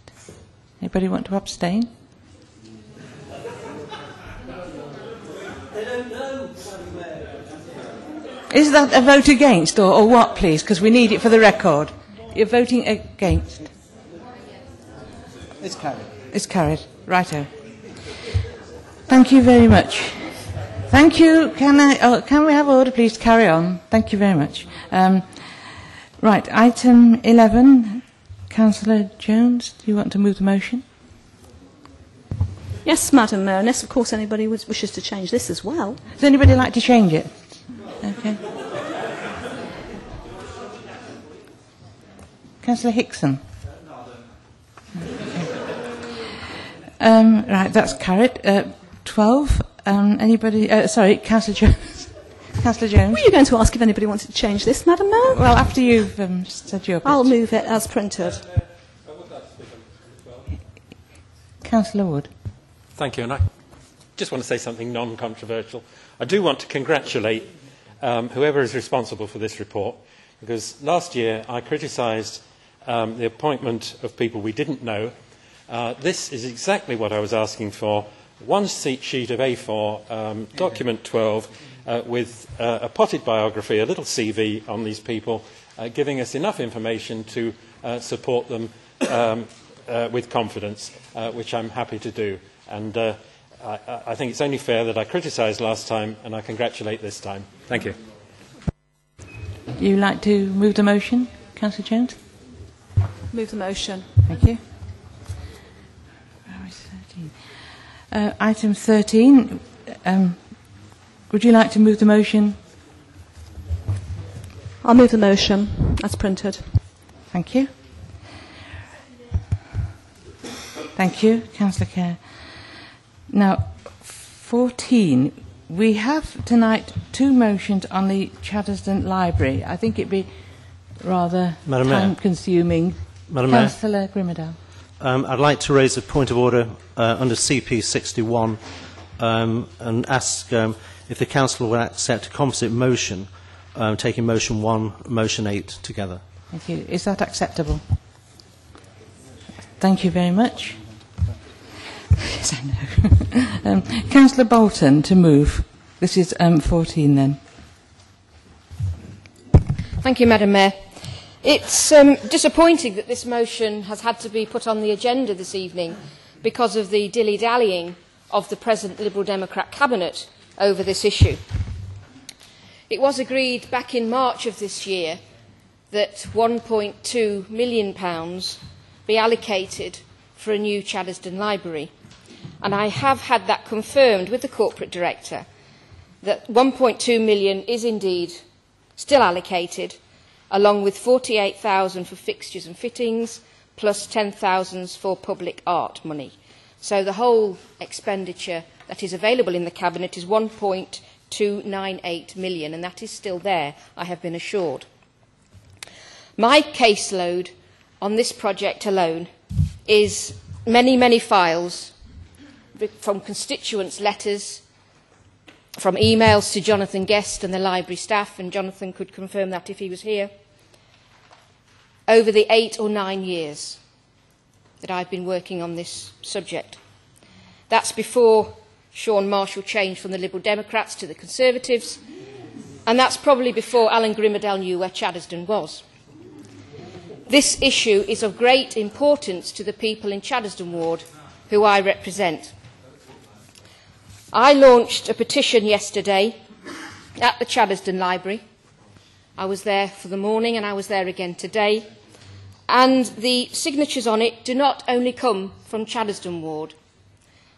Some people live in Oakwood, Derwent, Spondon in fact. So there's a selection of people that use Chaddesden Library, and they're not all from the near neighbourhood.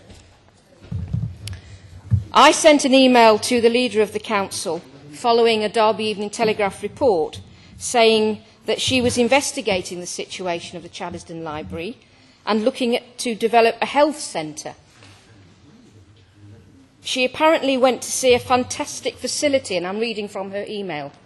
She went to see a fantastic facility in Newcastle, which included a health centre, and I've asked for a full brief on that visit. That was on the 7th of August, and I'm still waiting for the council leader to give me a full report on her visit to Newcastle. However, the Chaddesden Library, the figures recently over the last 4 months, and these are from the library staff, the total visitors are nearly 21,000. And again, that is from Derwent, Spondon, Oakwood and indeed Chaddesden Ward. Chaddesden Library is in the heart of Chaddesden Park, as many of you will know. It serves 5 local schools. I've spoken to all the head teachers and they support the new facility of a new library within the Chaddesden Park area. Mike Grimmett, the head at Chaddesden Park Junior School, and indeed Rod Wood at Cherry Tree Hill Junior School were the 2 heads I spoke to a few hours ago, and they support the modernisation of the Chaddesden Library. The Chaddesden Library staff, I don't know how many of you have visited the existing library, haven't even got a proper staff room. There is 1 chair in the staff room.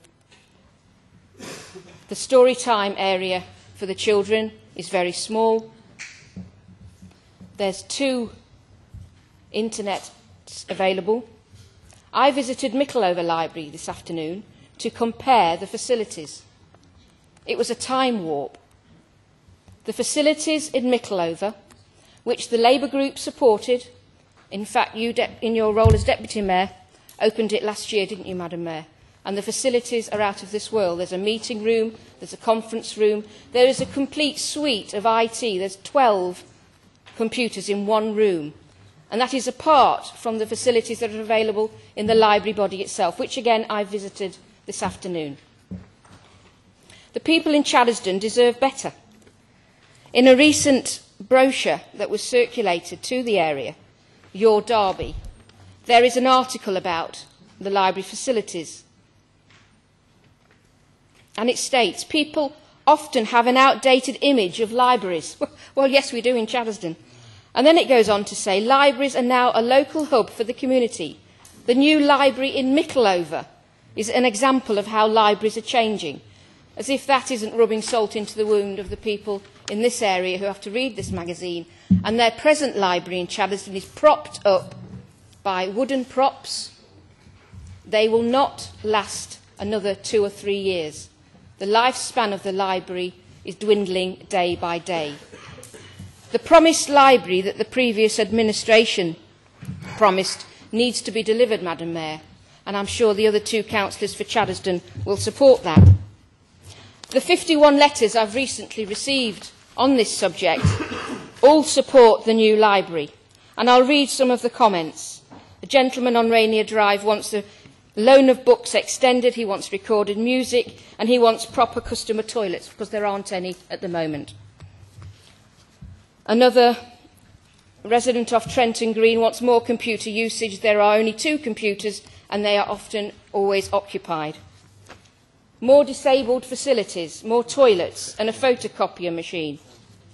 More internet computers, more children's books, a larger floor area, earlier opening times. These are all constituency letters that I've had over the last few months because of the decision of the Liberal Democrats not to secure the funding for our Chaddesden Library.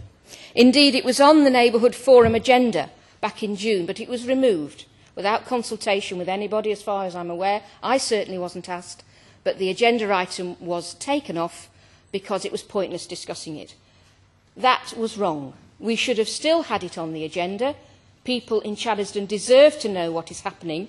They thought it was agreed back in March, but now, because of the change in administration, it has been stopped.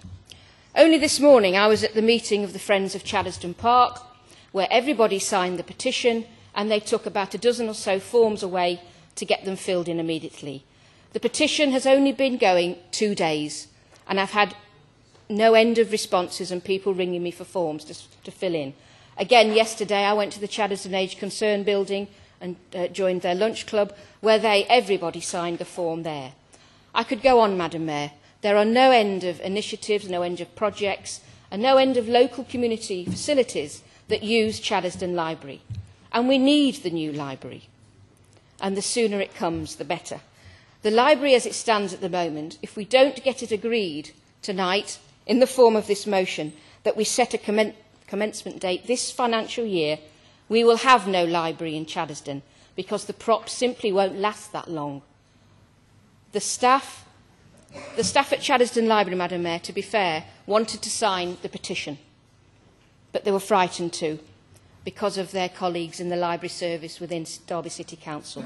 They support it, but they wouldn't sign the petition.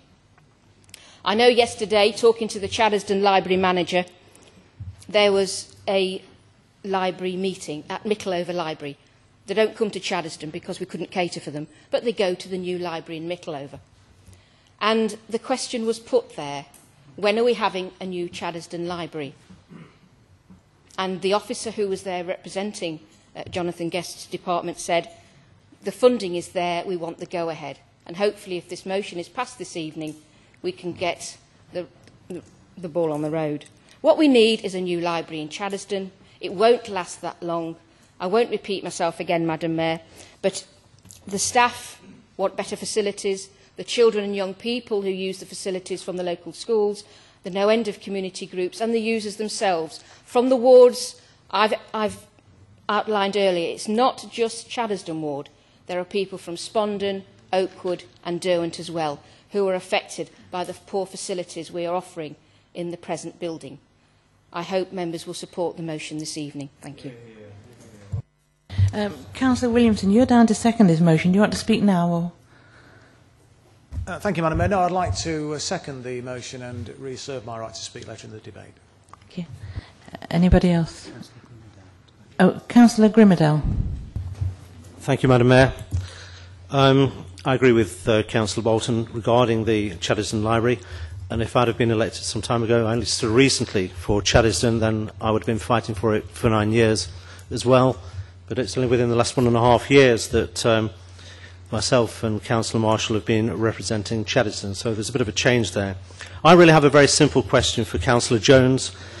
Councillor Jones, really, will you please announce this evening to this chamber the date when commencement will start on the build of the Chaddesden Library, knowing that it will take 2.5 years to complete from start to finish. Therefore, the earliest completion date, if an announcement is made this evening, will be, for the residents, the earliest date will be March 2011. Thank you, Madam Mayor. Councillor Marshall. Yeah, thank you, Madam Mayor. I don't want to go over the same ground.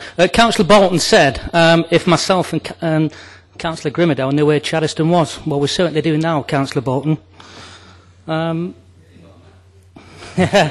Well, Councillor Bolton does, actually, because she lives in Littleover. So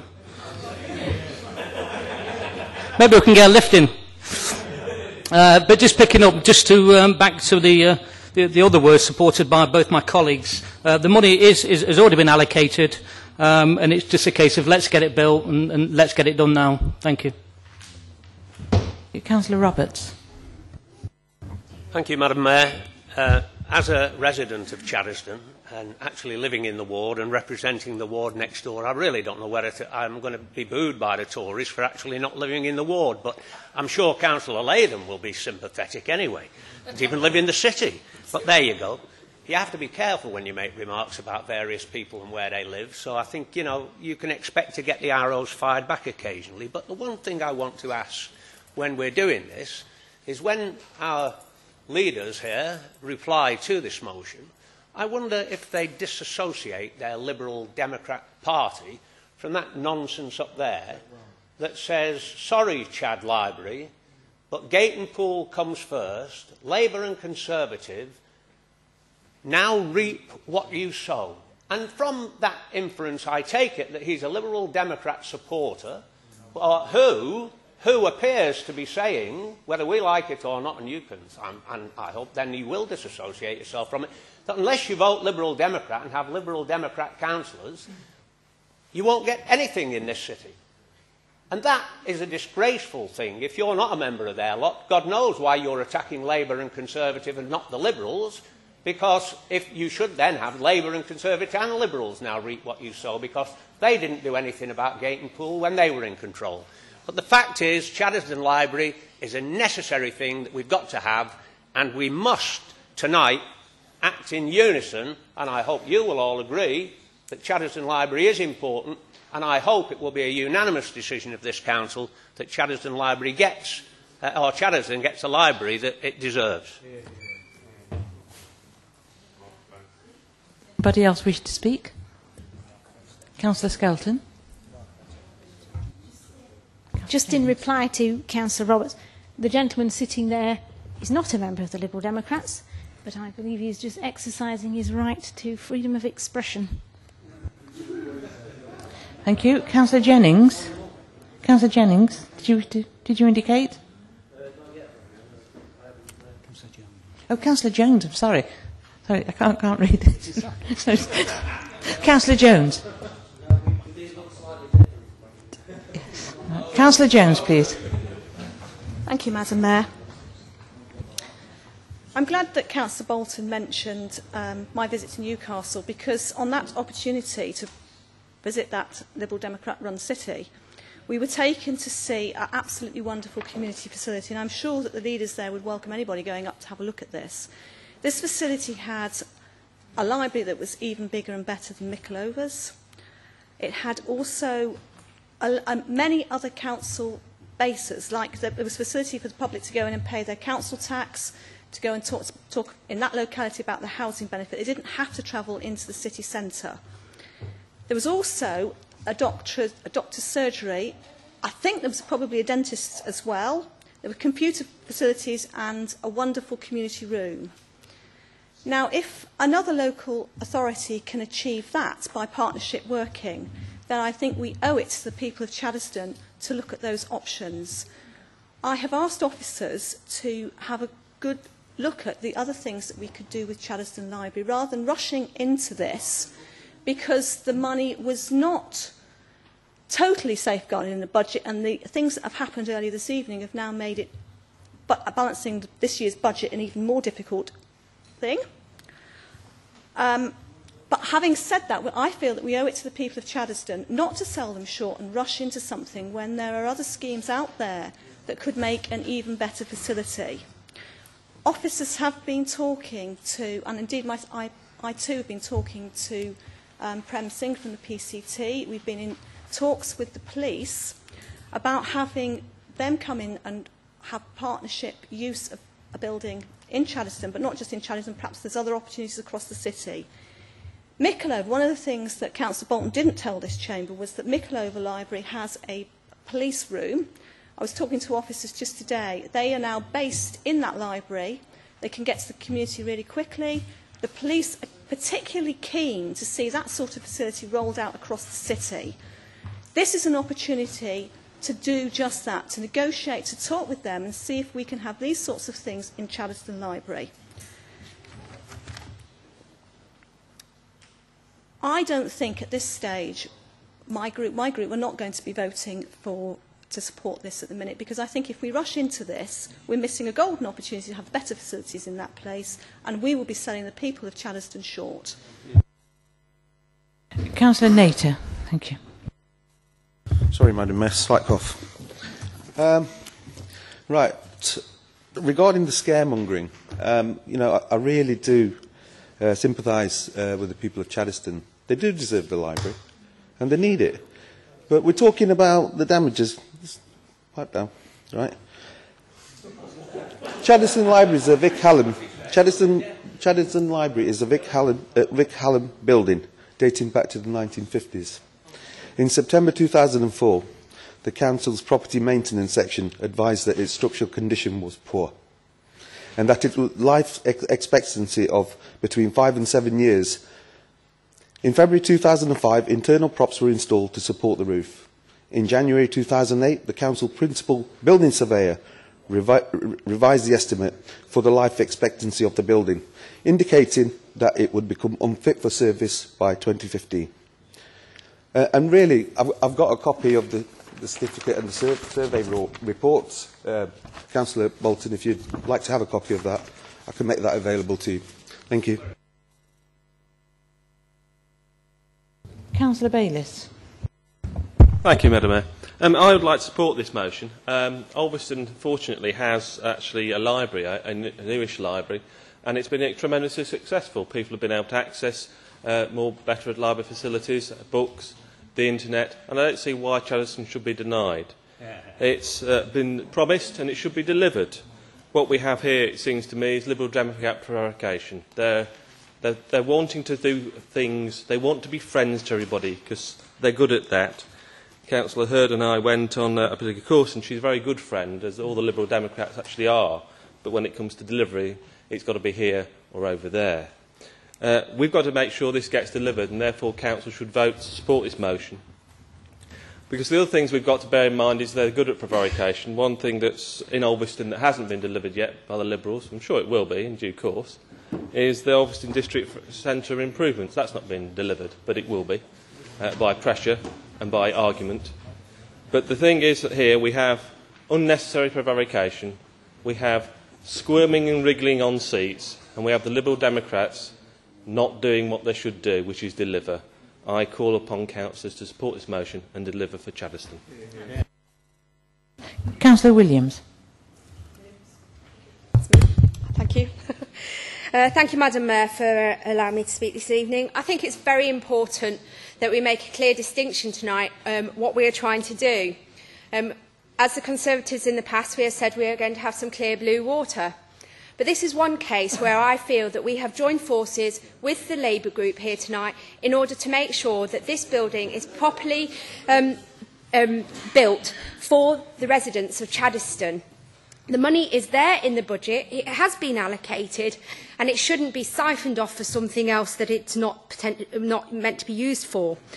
If tonight we don't succeed in this amendment, which I hope we do, or this motion, sorry, which I hope we do, might I suggest to all those that are voting for it that they actually sign the petition that Councillor Bolton's talked about, or indeed, if they would like to go onto the internet, if they can get onto one if they use Chaddeston Library, which is quite hard to do, if they go onto the internet and they go onto Facebook, they can actually join the Save Chaddeston Library petition there. So, Madam Mayor, I hope this gets passed together tonight and they don't need to sign that petition. Thank you very much. Councillor Harwood.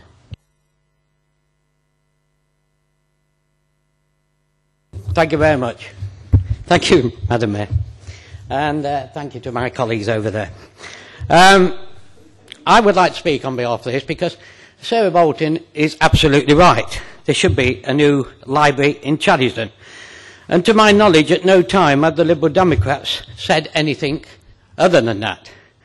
However, I take on board the fact that the Liberal Democrats see an opportunity here to give Chaddeston something that is on par possibly with Mickleover, and in view of the fact that the Liberal Democrats have only been in power 3 months, and when this was brought up 8 or 9 years ago under previous administration, very little seems to have been done in that time.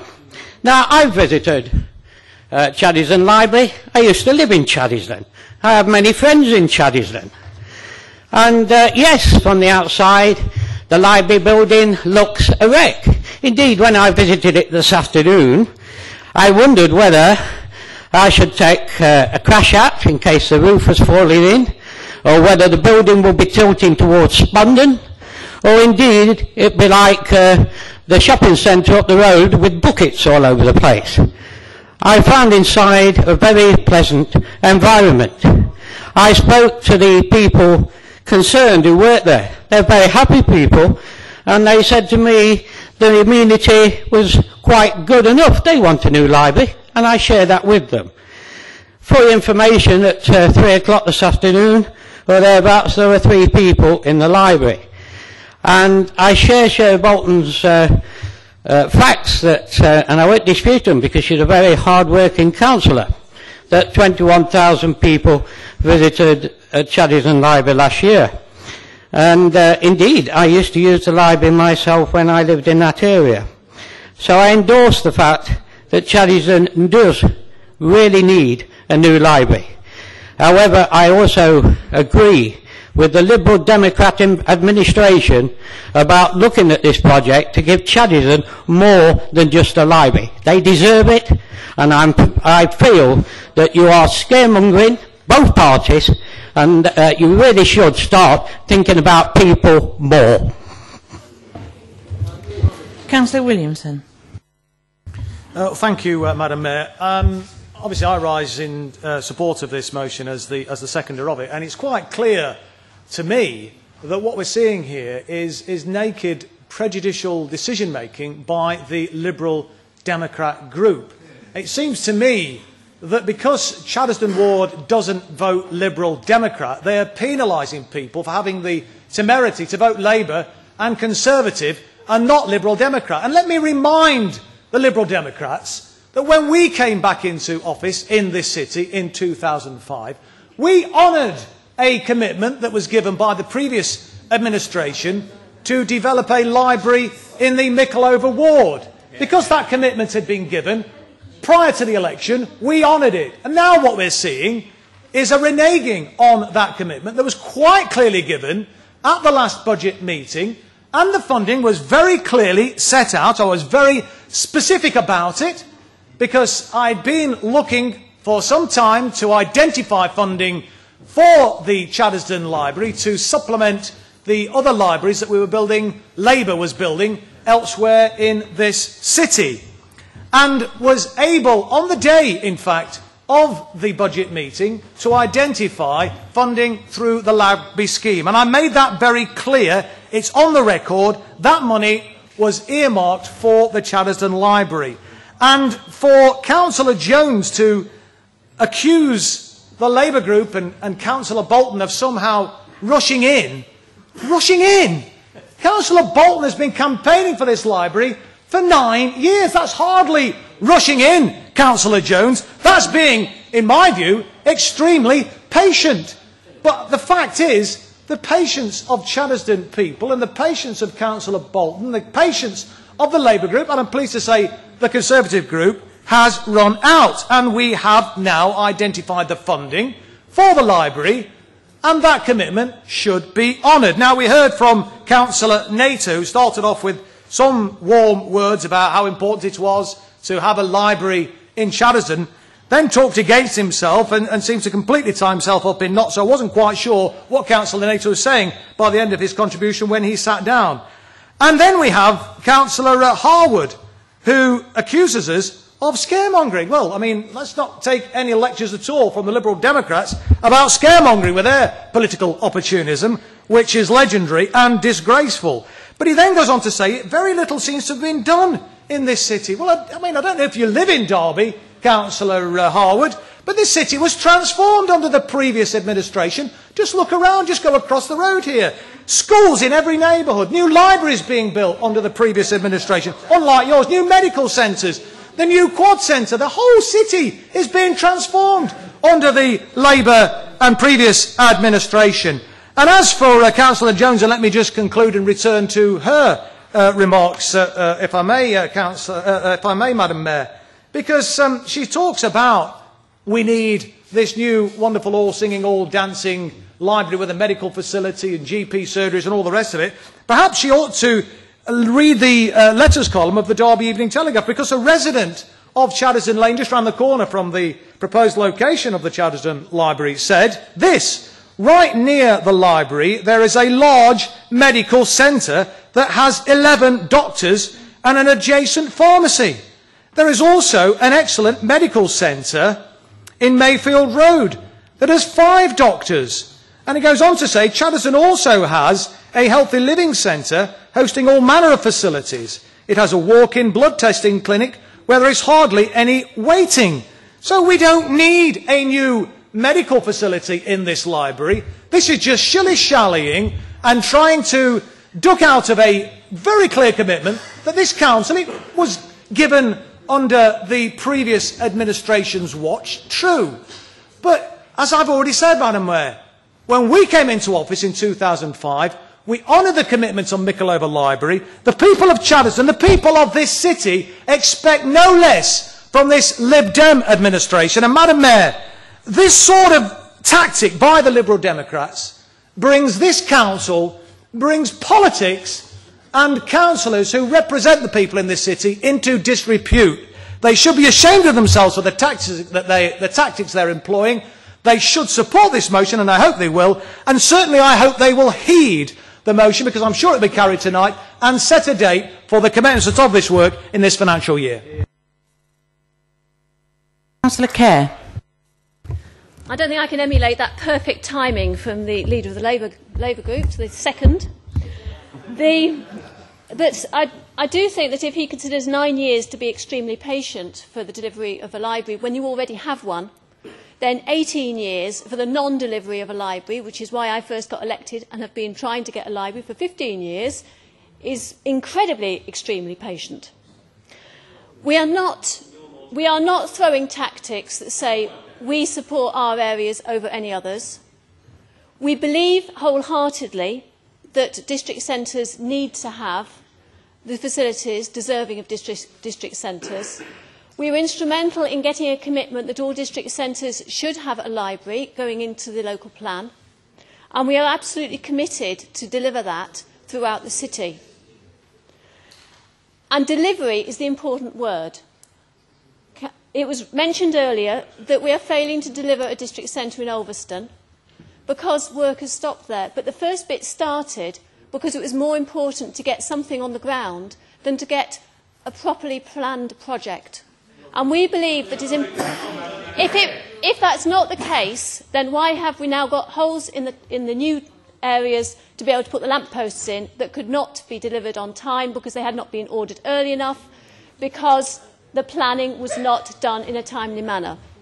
And there's an example where if you plan in a timely manner, Madam Mayor, you actually get... If Ulverston district centre isn't going to be delivered, why did the council office allow a leaflet to go out to say that the first phase will be completed by the end of this year? Yeah, the council officers did that, not us. Yeah, carry on, Councillor Kerr. That was with the previous administration. Talk to the cabinet member who was responsible at that time. No, please, no. Carry on, Councillor Kerr. Thank you. Now, in terms of Mikolova, I think I should remind the leader of the Labour group that they may have wished to pull that, but at the time when they took over, it was too far down the delivery line to actually be able to do so. On a point of personal explanation, Madam Mayor, let me be absolutely clear. That's a disgraceful slur against this Labour group that we may have wished to pull that project. Far from it, Madam Mayor. I've made it clear in my contribution that we honoured the previous administration's commitment on this, and I'm calling on the Lib Dem administration to do likewise with Chaddesden. It's quite disgraceful, and I would call on Councillor Kerr to withdraw that remark. It's a disgrace. You're going to withdraw that remark, Councillor? I wasn't intending to withdraw it, no. I wasn't involved with the cabinet discussions, but if you could... On a point of personal explanation, Madam Mayor, it really is unacceptable for Councillor Kerr, a cabinet member, to impugn the integrity of the Labour group by suggesting that in some way our intention was to pull the Mikolova Library, and the only reason we didn't do it was because it was too far down the track. What utter nonsense! No more interruptions. Can we let Councillor Kerr? Thank you. I'm afraid that when the same councillor pulled the rabbit out of the hat in a budget speech to declare what should happen in Chaddesden without ensuring it went through the proper procedures through the budget to ensure it was there, I'm sorry. I think that his advice from officers was correct in continuing with Mikolova, and in this case is still correct in advice to us that we do not need to continue if it is not the right decision for Chaddesden. And this is the difference. We continue to have a complete commitment to districts. We believe in encouraging the public realm development of districts and the facilities within districts. And it's as part of that philosophy that we want to ensure that Chaddesden doesn't just have a replacement library, but has a local public service delivery point that is something that can be a flagship for the whole of the city. We would like that to be the first of others in other areas, and we do not wish to miss the opportunity of delivering this for Chaddesden. So we stand firm by our commitment that was there through the election and before, and it's our philosophy, and we do not wish to be able to be moved from that by the Council. Councillor Ingle. Thank you, Madam Mayor, for this opportunity to speak. I think it's quite a shame that we're here tonight discussing this. I think that the Liberal Democrats are using delay tactics. They're now telling us that we could have a library which is all singing, all dancing, with facilities that we actually don't really need that much. This is a really simple thing. You've got the money. Why don't you just get on and build it? If you can't make those decisions, you need to get out of the kitchen. Thank you, Madam Mayor. Councillor Hurd. Thank you, Madam Mayor. I'd like just to say that when someone said that Councillor Nato had got it a bit confused, what he said was that there is a certificate that says that this library has a life until 2015. And my feelings here this evening that the argument is that that we won't honour our commitment, and we will. And it's just a case of it's just the words here that it says set a commencement date at the next council cabinet. If we do that now, we may be selling the people of Chaddesden short, and a lot of hard work has gone into this, as Councillor Bolton has said, and I really think we should not go with this, and I know you will, but I believe you shouldn't go with this at all. Thank you. Councillor Hickson. Well, yes, Madam Mayor. Councillor Williamson was quite right when he said that this is just a shilly-shallying tactic on behalf of the Lib Dems. The people of Chaddesden don't want jam tomorrow. They want the jam today that they were promised in the budgetary allocation that we made for their library. We've made the allocation. They don't want an all-singing, all-dancing centre. And, as I understand it, neither the PCT, who've got no money to invest in such a extended centre as the one that Councillor Jones is suggesting, or the police authority, where I've got very direct knowledge, they've certainly got no money to invest in any facilities in the city of the sort that Councillor Jones is suggesting. And I think she's being dishonest with the council when she says that she wants to delay because she wants something better for Chaddesden, because it was my recollection at the July Cabinet meeting where she first announced that Chaddesden Library was going to be under threat. Not because she was considering something bigger and better. It was going to be under threat because of the implications of Gayton Pool and the budget. She made that very clear at the July Cabinet meeting. And if she can't remember, I suggest she goes back to the recording where she'll see very carefully, because I made a note of it, that was when she first enunciated the fact that Chaddesden Library was going to be under threat. Not because it was going to be something better, but because she was going to pull the funding, or try to pull the funding, because she wanted to divert the funds somewhere else. So she shouldn't come and dishonestly make assertions to this council which are patently untrue. But let me make one thing very clear, and let me make one promise on behalf of this group, if not on behalf of us and the Labour group, that the Liberal Democrats, if they don't announce a start date for Chaddesden Library shortly in terms of this motion at the next Cabinet meeting, needn't bother bringing any budget to this council next January, February that doesn't include Chaddesden Library, because we won't vote for it. And if they don't announce the start date now or within the next few weeks, they needn't bother bringing a budget to this council, because we will not approve it. We will move amendments to reinstitute the funding for Chaddesden if the funding hasn't been started by the time we come to the budget discussions, and we will not vote in favour of any budget that does not include funding for Chaddesden Library. I can't make it any plainer than that. Thank you, Councillor Hickson. Does anybody else wish to speak before I ask Councillor Bolton to wind up? No? Thank you. Councillor Bolton, then. Thank you, Madam Mayor. I think this debate has been very interesting, nearly 45 minutes on this one topic, that really, if the budget, as agreed in March, had been carried out, this motion would not have been here this evening with the support of the Conservative group and the Labour group. The Liberal Democrats need to understand that the budget was set, we set their priorities back in March, and they need to deliver. They can't reverse things just because they don't like the issues that we're raising in any particular ward. Chaddesden Ward, as has been said, doesn't have any Liberal Democrat representation, and that's why they don't want to put a new Chaddesden Library in Chaddesden Ward. As was said earlier, we supported the Mickleover Library. That was in the budget. We gave that promise, and the library is there being very well used today. What I do find hypocritical about the Liberal Democrats is that they swap and change. They don't know whether they're coming or going. They don't know whether to vote or abstain. We need a Chaddesden Library, because the existing one is falling down, Councillor Kerr. I don't think you've ever visited the library, have you?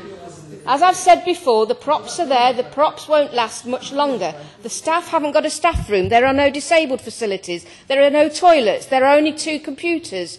Just think about what we're saying. We need to deliver good quality services. And the people in Chaddesden, the people in Spondon, Oakwood and Derwent who go to Chaddesden Library are not receiving that. So come on, pull your fingers out, Liberal Democrats. Do something good for the people of Derby. Right. Now, just to remind you, motion 1 and 8 have been is composited. Is that the right word? Well, you've never been composited before, have you? All those in favour of the motion, please show.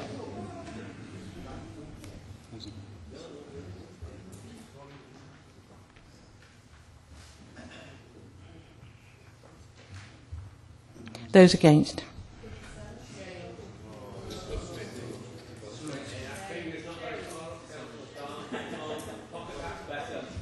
It's carried, Madam Mayor. Thank you. 2. Councillor Hussain to move. Councillor Williamson to second. Do you want to second at this point, Councillor Williamson? Or you'll wait, will you? Oh, all right. Madam Mayor, since the Liberal Democrat administration has publicly apologised for not consulting with the Muslim community before seeking to impose a massive hike in charges towards Muslim barriers, I now propose to withdraw the motion because since then, since the Cabinet meeting in July, the Muslim community has met with Paul Robinson and his team, and we've had very productive meetings, and we are making significant progress towards finding a solution which is agreeable both to the Council and the Muslim community. So I withdraw the motion. Is that accepted? Councillor Carr. Thank you, Madam Mayor. That's come as a complete surprise to me, and I thank Councillor Hussain for that. We have worked very, very hard since scrutiny came in, and we will be continuing to work hard to resolve this problem. For me, yes, I accept that. Thank you for your comments, Councillor Carr. 3. Councillor Banwaite to move, please. Thank you, Madam Mayor. Last year, this Labour group shared with the people of Derby our commitment to improve public transport. We've already delivered phase 1 of that commitment. In March this year, following successful negotiations with Arriva, we announced a £7 million investment that will mean by October next year, Arriva's dilapidated fleet will be replaced with modern buses. We now want to press ahead with phase 2. We want to give the fee-paying passenger stronger influence and say in something Derby desperately lacks, a vision for public transport. A council-led, citywide public transport charter will give bus passengers a direct say and influence in shaping a transport vision by working directly with the council and the bus operators. A vital role for the public should see bus passengers acting as route champions to monitor the quality of their local service and sharing their experiences and ideas to help set the priorities. A good charter will also make transport transparent the quality of service a passenger can expect in return for the cost of a ticket. This you would think is the least a fare-paying passenger can expect. But currently this is not the case. Trent's own charter dates back to 1992 and has not been updated since 1997. Arriva apparently have charters in place in other parts of the country except Derby. However, when I contacted their head office and marketing department requesting one, staff had never heard of it. While on the bus recently, I asked the drivers what level of service I could expect as a passenger. Again, they couldn't answer the question. Madam Mayor, both Arriva and Trent have agreed in principle to support our plans. They recognise that the fundamental role of a good charter is to set out transparent service levels and to press for ongoing improvements by working towards a long-term vision. Our plans are also supported by Bus Users UK. This is an independent and non-political organisation which campaigns for improvements to public transport in the interest of passengers. Their Good Practice Guide provides some key principles of a good charter based on their experiences. I have a copy here, and I will pass this round if anybody wants to have a look at that. We've also secured their assistance and advice in setting up our charter, and will be meeting their representatives in October to discuss further. Of course, Madam Mayor, we're now in opposition. And that's why we brought this motion to full council. We believe that a public transport charter will benefit the people of Derby and now seek the support of this council to implement our plans. Although, Madam Mayor, I have to say, I'm not optimistic given the track record of either the Conservative group or this Liberal administration. The Conservatives, following their campaign against Duffield Bus Lane, have already demonstrated that they're no friends of public transport or care about bus passengers. We shouldn't be too surprised, as after all, it was their party that sold off Derby's bus company into private hands. And what can we hope from this Liberal administration, Madam Mayor? Devoid of any vision for our city or sense of direction, their failure to take up the offer of support from the government to help homeowners at risk and first-time buyers shows not only a lack of compassion, but also staggering incompetence. Nevertheless, Madam Mayor, it is my duty to put this motion to full council in the interests of the people of Derby by urging council to support our plans. Councillor Wood. Can I, Madam Mayor, just on a point of order, second the motion but reserve my right to speak, please? Thank you. Thank you, Madam Mayor. We've had debates on the bus lanes, we've had debates on congestion charge and possibly road pricing, and we do differ on that. But I believe there are things on which, if we think they're right, we should support. And I think here we have a motion which actually is one of those which we can support. We support totally, we support without reservation and wholeheartedly. We have in this city not what we really need, an efficient, integrated, reliable public transport system. If you're ever going to get people out of cars, you're not going to do it only by congestion charge, because that's bribing them, blackmailing them. You're not going to do it by giving priority to some form of transport and not to others. You're going to do it by having a properly integrated public transport system. What have we got? We have got a two-tier system. If you live in Allestree, or Mickletover, or Spondon, you get what they call, or Trent Barton call, the really good bus company. So anybody who has Trent Barton buses has a really good bus company. And I don't think that's far wrong. They have a long way to go, but that's not bad. If you live in Oakwood, or you live in Normanton, or you live where I do in Abbey, you have not a really good bus company, you have Arriva Buses. Trent Barton are a really good bus company. Arriva Buses are Arriva Buses. I think that says it all. When I go to London, and I do that often, I have an Oyster card. I can go on the buses, the trains, the trams, and the tube. I get around quickly, get through barriers quickly. Boris Johnson knows everywhere I am in the entire London. As he would. As he probably would. That technology already exists. We don't have to reinvent it for Derby. London isn't a foreign country. It isn't very far away. It's all been done. All those vehicles were converted. And yet, in Derby, we have a thing, and I don't know how many members have got, a Mango card. A Mango card is almost as good as an Oyster card, except it only works if you want to go to Sandiacre. There is nowhere to swipe it on the buses. You have to give it to the driver, and it doesn't top up automatically. In other words, the technology already exists, and Councillor Banwaite, I could criticise him for not doing this when he was cabinet member for whatever it was, transportation, but better late than never.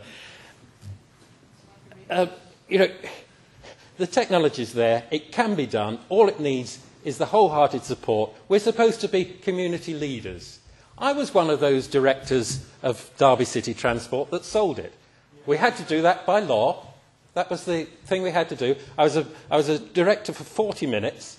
We were told that what would happen, we would get eventually one operator. We haven't. We've got two. They need their heads knocked together, and it's us as community leaders that need to do it. If you live in Allenton and want to go, say, to the city hospital, and I don't think that's unreasonable, how do you do it? With great difficulty. You have to get an Arriva bus into the congested city centre, totally unnecessarily, and pay one fare. You have to walk across, albeit you've got a hospital appointment, so that might be a problem, and get on another bus, pay another fare, Hold up the traffic while you're doing it, because we're talking about buying tickets still with change and all this faffing around, and the website doesn't tell you what the fare is, so you can't tell, and then get another bus company out to the city hospital. There's no service around the ring road. That's what's needed. A bit of integration, a bit of forward thinking. I support this motion, and I urge every member of the council to do exactly the same. Thank you, Councillor Wood. Councillor Webb. Thank you, Madam Mayor. Councillor Woods mentioned new technology, but what about the old technology? These things, bus timetables. Were members of the Labour group aware, were members of the Liberal group aware that these were going to be withdrawn before the reprint in July? So at the end of June, these were going to be withdrawn across our city without our knowledge. And we make a contribution towards this, and this is a bus timetable. It's no good standing there with your laptop at the bus stop trying to find out where you want to go and what time your bus comes. These are the provision that we should have. Now, it was one of these uninterested Tories that actually found out about this and persuaded the county council to withdraw its planned withdrawal of these timetables. Bear in mind that the city council make a substantial contribution to these timetables, and we were not consulted about it. So we as Tories do support public transport. We may have issues with some of the ways that public transport is provided for. We may have some issues with the standards, although I am on a Trent route, and Trent has won Operator of the Year numerous years on the trot. So while we are talking about having a properly integrated transport system, let's make sure that we keep some of this old technology and keep the timetables that we have, so that people can actually find their way round and use the buses properly. Because if you withdraw these and it's only available on the internet, as has been the suggestion, then nobody will be able to find their way around. I mean, if there's only 2 points in Chaddeston Library where you can get on the internet, there'll be a lot of people queuing to try and find out where the buses go. So, as part of this motion, bear in mind that we need to integrate the transport system, but we need to keep the means of integration, which is the timetable that we provide. Thank you. Councillor Willoughby. Thank you, Madam Mayor. Like Councillor Wood, I'd like to say what an excellent motion I think this is, and I have personal experience, like Councillor Wood, of how this integrated ticketing system is actually excellent in London, having travelled to London several times. Councillor Wood also referred to and travelled around London several times. Councillor Wood also referred to having some form of total integration, and I hope that if this motion is passed, and I really, really hope that we do pass this motion tonight, just perhaps some of my personal experience of Councillor Wood referred to how people have to change in the city centre, and I think it's really important that we actually review the bus routes and actually have buses going across the city centre to actually stop that, because I actually think that will improve journey times and actually encourage more people to travel on the bus. My journey from Oakwood to Rolls-Royce takes me around 20 minutes by car, 50 minutes to cycle, and at least an hour and a half by bus. So you can see that, and that includes a change in the city centre. So you can see that is far from desirable. If we actually compare our city Derby and our transport in terms of integration with other forms of transport, with other cities, we just pop down the road to Nottingham we can jump off the train onto their local tram service. In other places, you get buses, off maybe a bus station even, you know, to most areas of the city centre. Now, I'm not advocating having the bus station by the railway station, but I do suggest that we consider, you know, having every single bus from places actually stopping at the railway station, because again, I think that would act, in terms of integration, that would encourage more people from the various suburbs to actually use the train. It would certainly encourage me from Oakwood and places like Alistry as well, where you have to change in the city centre at the moment to go to the train, to actually get the bus down to the station and get on a train. You know, it certainly encourages more on days out with the kids, with all the problems of struggling with kids on and off buses. So therefore, I think this is an excellent motion. I think we should support it, and I hope that you will consider not only integrating the ticket system, but looking at an integrated travel system, a visionary travel system, with all forms of public transport in this city. Thank you very much, Madam Mayor. Councillor Kerr. Can I welcome the support on both sides for public transport? It's clearly something that's very important. And I think that Councillor Banwaite does himself down in the final, in the top of page 5 on our papers, where he calls on the Council Cabinet to immediately start negotiations. There have been negotiations going on with Arriva and Trent Barton to talk about integrated ticketing and other issues for a long time, and they were certainly going on last year when he was doing the role I now have. That said, I think that we need to be careful not to talk Arriva down. They have put, as was mentioned earlier in this meeting, a significant amount of investment into the city. They've looked seriously at the routes that they provide and the service they're providing to people in Derby. And I think we should welcome that and not prejudge those changes that are going to be happening. They are working closely with us, and I think they are willing to go on working with us in a very positive frame of mind.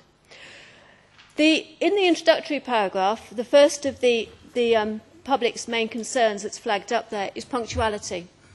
And this is one of the main motivators for looking at the Duffield Road bus lane. It is in surveys that Trent Barton have done, and Trent Barton have been applauded for their ability as being an excellent, a really good bus service, that punctuality and the reliability of services is the travelling public's top priority. And I've therefore got an amendment which I hope will both bring forward the idea that we are continuing the negotiations and also encourage us across the Council to look positively at issues that can be, at actions that can be taken to ensure that punctuality and reliability of bus services is something that we are encouraging, and there should be copies available.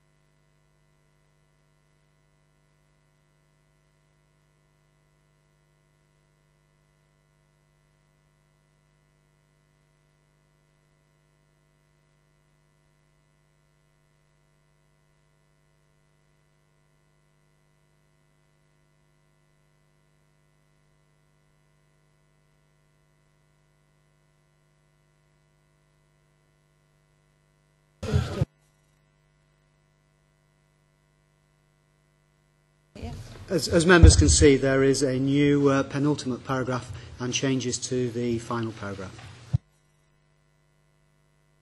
Is this seconded, please? Seconded. Thank you, Councillor Carr. Anybody else want to speak on this amendment? Haven't you spoken? I mean, you've had quite a long time, haven't you? Okay. Thank you, Madam Mayor.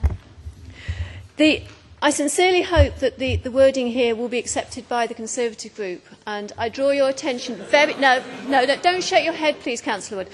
I draw your attention very clearly to the word appropriate. This isn't a blanket. This isn't a blanket statement that says that anything that is put forward for buses should be accepted. It's still giving that judgment to ourselves and others, people campaigning in the community, local residents, bus users, to be able to look at what is put forward and make a judgment on it. But the priority that bus users have, particularly commuting bus users, is that they know that they can catch a bus at a certain time and get to work or other duties at a given time, so that they are not late. And it's the reliability of that journey that is more important in many cases than the price of the journey or the cleanliness of the buses or even it being a low-floor bus, so thankfully those we are now getting. So I really, really do ask that you look at that word which was put in with thought to ensure that it does give that flexibility, but acknowledging that it is something that's a responsibility not just of the Cabinet to take forward, but also of neighbourhood boards. Because what happens in local areas is more and more something which neighbourhood areas do need to think about. And improving the bus services is something that not just can remove car traffic from the road, it can also encourage people to be walking. And by encouraging people to walk, people actually meet their neighbours more often and you build a stronger community. So I hope that we can have cross-party support for this still and acknowledge the priority which bus companies and bus travellers know is most important.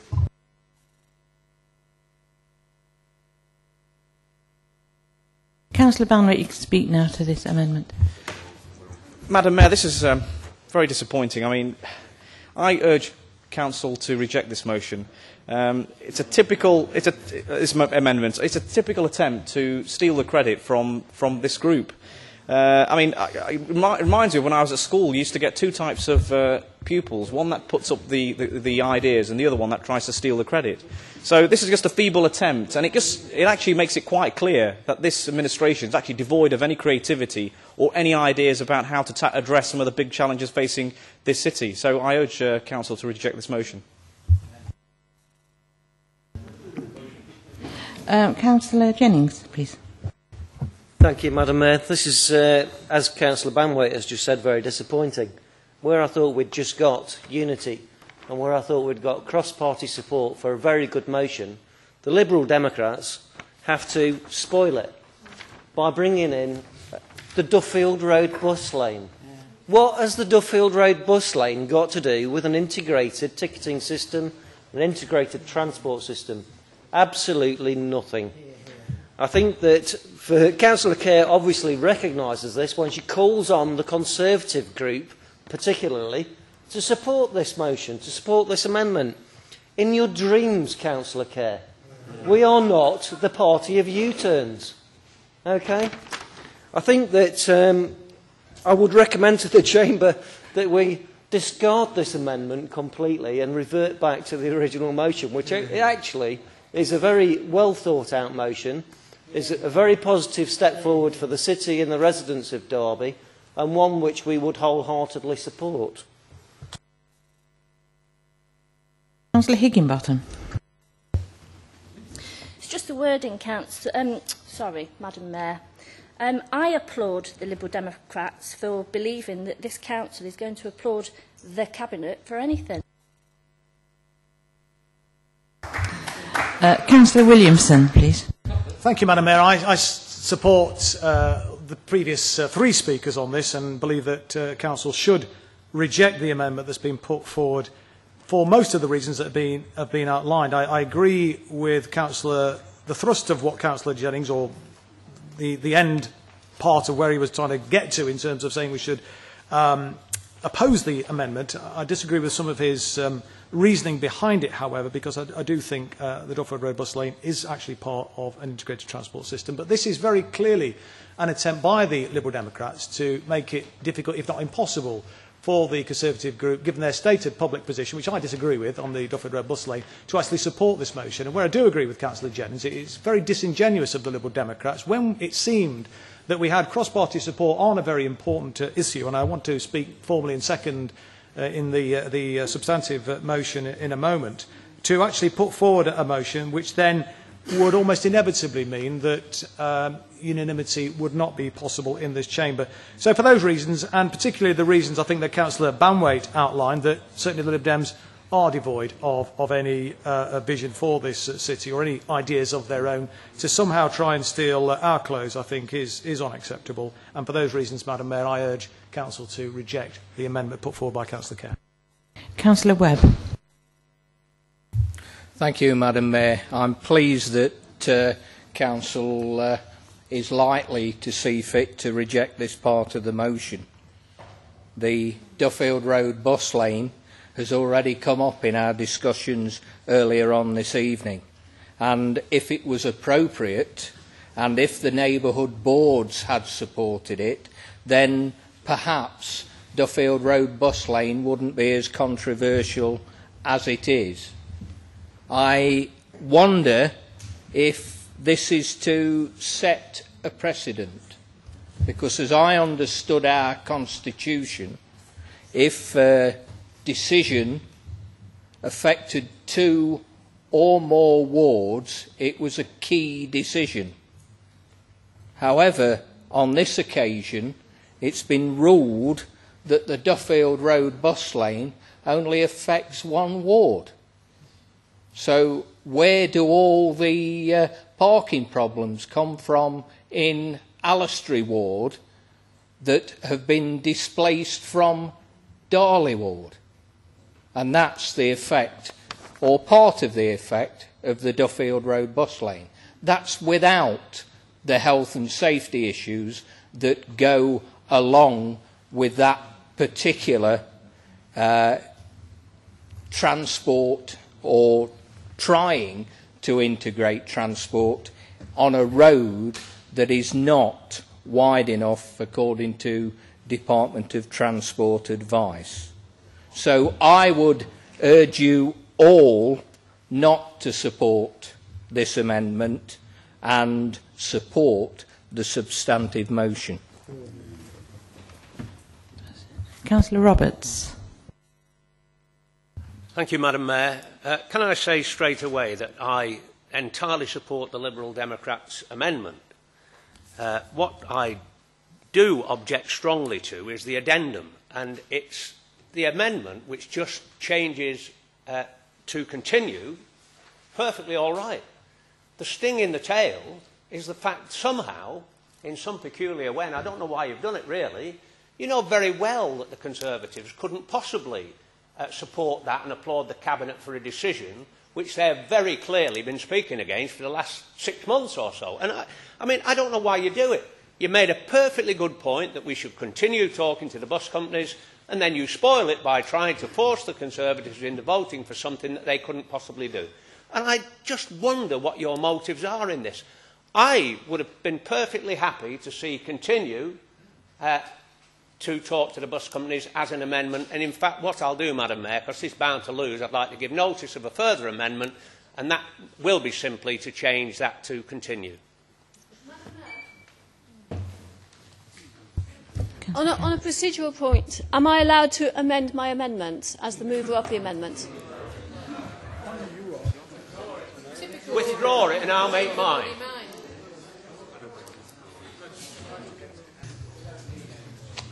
Perhaps if Councillor Kay says how she wants to amend it, then we can perhaps come to a decision as to whether that helps speed things along. Thank you, Madam Mayor. I had misjudged the Conservatives in their support for the original motion, and this had clearly been prepared before the start of the meeting. What I would like to do is to withdraw the first clause of the extra paragraph relating to the mention of Duffield Road bus lane, and just start with Council calls on Cabinet and neighbourhood boards to support appropriate bus priority measures across the city.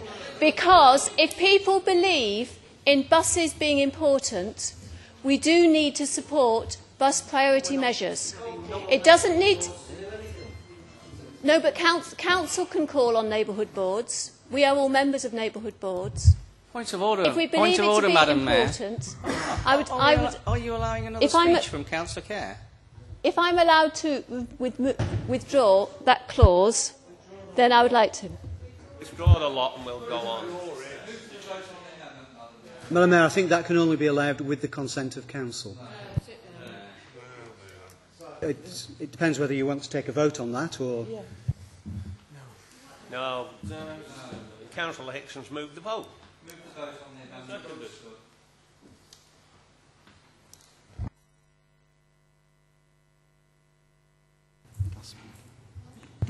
Madam Mayor, I know no, Councillor Kerr has said what I was going to do. Right.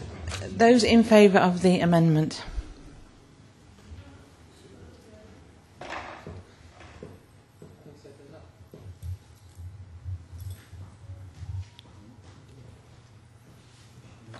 Those against the amendment? It's lost. Right, back to the substantive motion, amending. I did point out that I'd like to make a further amendment, and that amendment is very already on the paper. It's simply to delete the words immediately start and to substitute the word continue. And therefore, that's a fairly simple thing, and I move it. Is it seconded? All agreed? Thank you, right, that's carried. So we're back to the substantive as amended by Councillor Roberts. Anybody else wish to speak? Councillor Rawson. Thank you, Madam Mayor. I welcome the opportunity to support this motion, and I do this because it addresses the key concerns of bus users and will, I believe, encourage more people to use buses and public transport.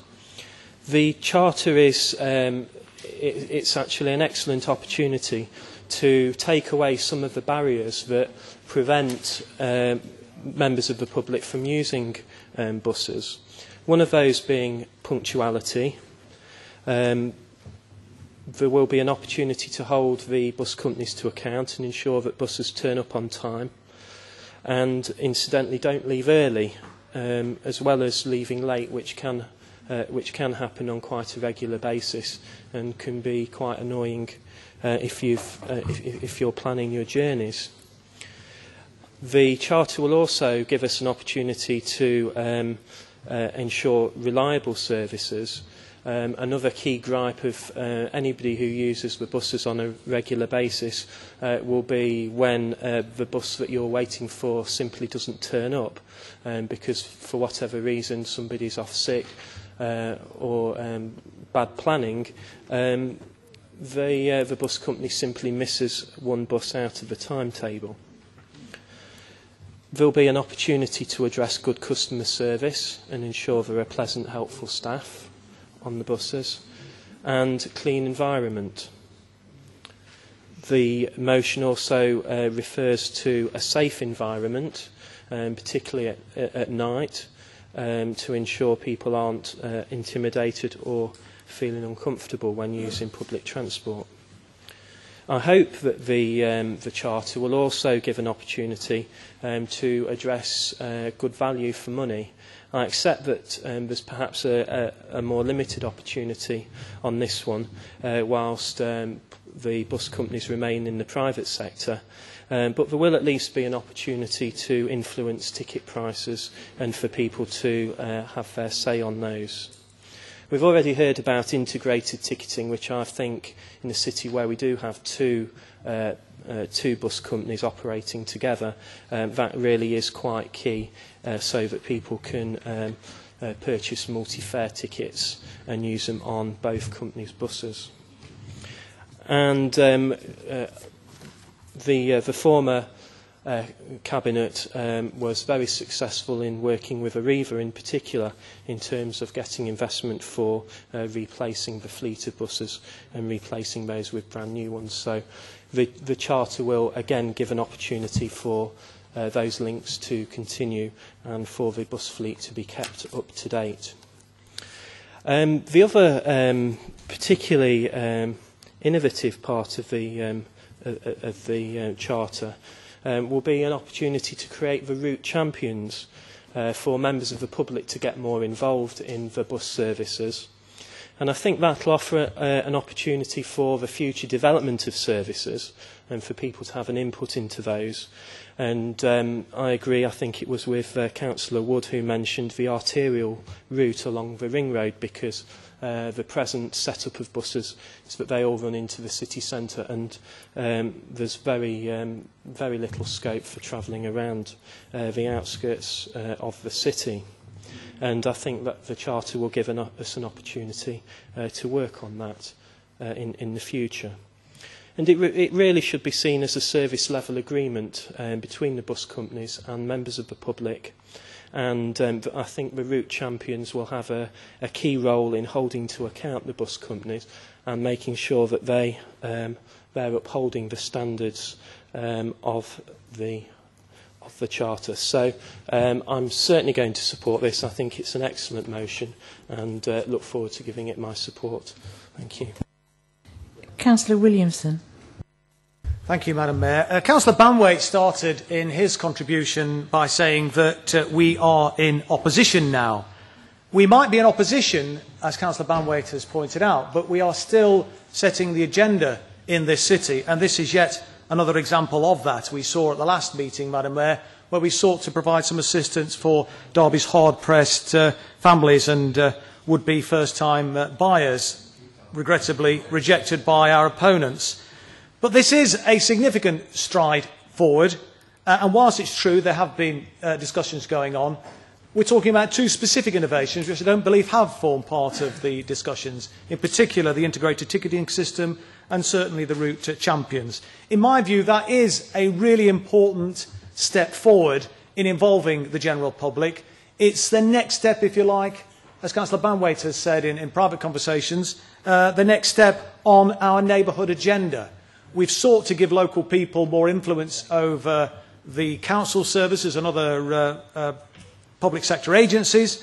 This is the next step in giving people an opportunity to champion the views of the bus passengers in this city to ensure that the bus services actually reflect the demands and needs and desires of local people in Derby for a high quality public transport system in this city. But of course the Charter is about much, much more than that. And although speakers have already referred to the issue around punctuality, customer care, cleanliness and so on, and all these things are really important, I think, to incorporate into a Charter document. But I'm really rather surprised at Councillor Wood that he owned up to being on the council and indeed was part of the decision-making process to sell off the family silver in this city, selling off the bus company that wasn't done by our neighbouring city in Nottingham, and as a consequence of that they have a far superior public transport network in that city than we have regrettably here in Derby. We're now forced into the situation of looking to introduce things like charters, where previously we owned the company, we had a direct stake in it, we had the opportunity therefore to direct the way in which it's operated in this city. And so far from some of the criticisms that we've heard about Arriva tonight and indeed prior to this meeting and in other forums, that would of course have never come to fruition because the bus company would never fallen into the hands of a private sector provider. But it was interesting as well to hear Councillor Wood say that, and indeed gently criticising Councillor Banwaite by saying, this is a great motion, but why didn't you do something sooner? But better late than never. Well, it may have escaped your attention, Councillor Wood, but during our period in office and Councillor Banwaite's period as the Cabinet Member for Highways and Transportation, that he negotiated the biggest single investment that we've ever seen by Arriva in this city, I can see you looking quizzical at me, the £7 million investment that Arriva are now going to put in this city to renew their bus fleet, to ensure that they are high-quality vehicles, and indeed open that dialogue with Arriva around customer care and improving the quality of service of that particular company. And I was also had a little wry smile when he invoked Boris Johnson, because the initiative that he was referring to, of course, was introduced by Labour Mayor Ken Livingstone on the back of congestion charging, something else that the Conservative group and the Liberal Democrat group actually opposed. And I was also interested in Councillor Kerr's comment that she welcomes the support for public transport, as if somehow the Liberal Democrats are the custodians of high-quality public transport in the city. And yet the Liberal Democrats turned their back on a £200 million cash injection to revolutionise public transport in this city. I can see Councillor Kerr squirming, looking uncomfortable. I'm sure she's ridden on her bicycle here this evening, doing her bit for the environment. But when it comes to doing something really strategic, Councillor Kerr, you haven't got the guts, have you? You actually use it in a politically opportunistic way to attack the Labour group to try and secure some political advantage. Look, lots of people gave personal explanations when I was speaking. Look, you keep popping up and down and saying things. Will you please sit down, Councillor Kerr? Thank you. Councillor Williamson. Thank you, Madam Mayor. That said, however, I do welcome her support, and I welcome, obviously, Councillor Webb's support and Councillor Willoughby's support. And, it's interesting how they're saying they're great champions of public transport, but you've got a rather funny way of showing it. Opposition to the Duffield Road bus lane, selling off the Arriva, selling off the city transport company, and then saying it's an old chestnut, a disgrace.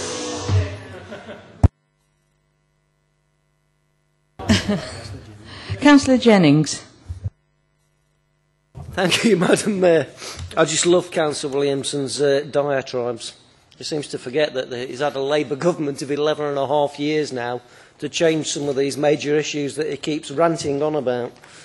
But I'd just like to address the Liberal Democrat group, really, and ensure that in a fit of pique that they don't vote against this substantive motion now because they've lost their amendment.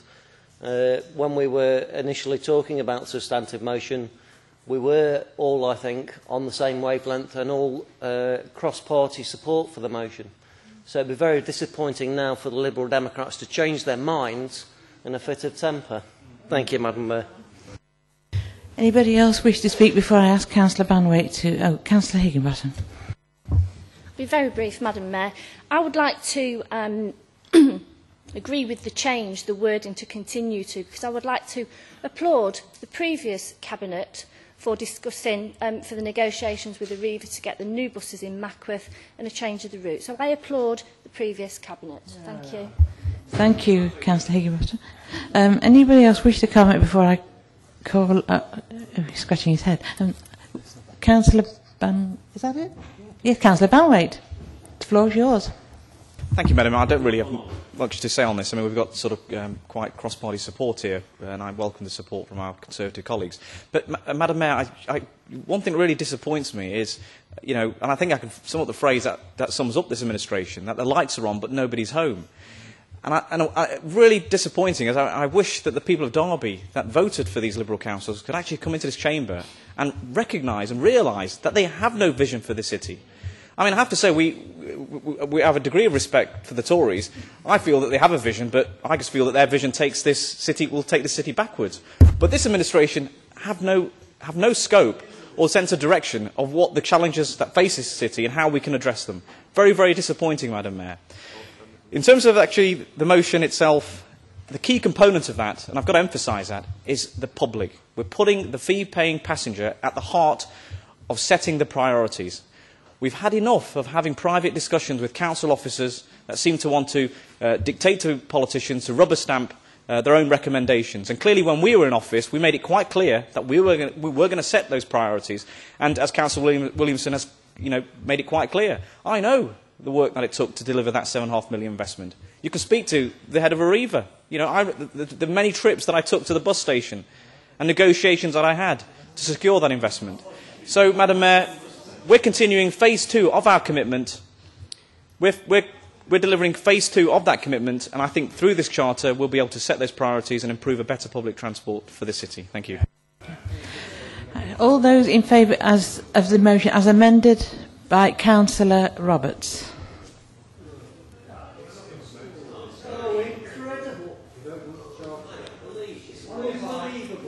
I'll put my... Can't me. You're a disgrace, all of you. Those against, please show. So have abstentions. Thank you very much. Right, Councillor Banwaite, item 4, to move, Councillor Williamson to second.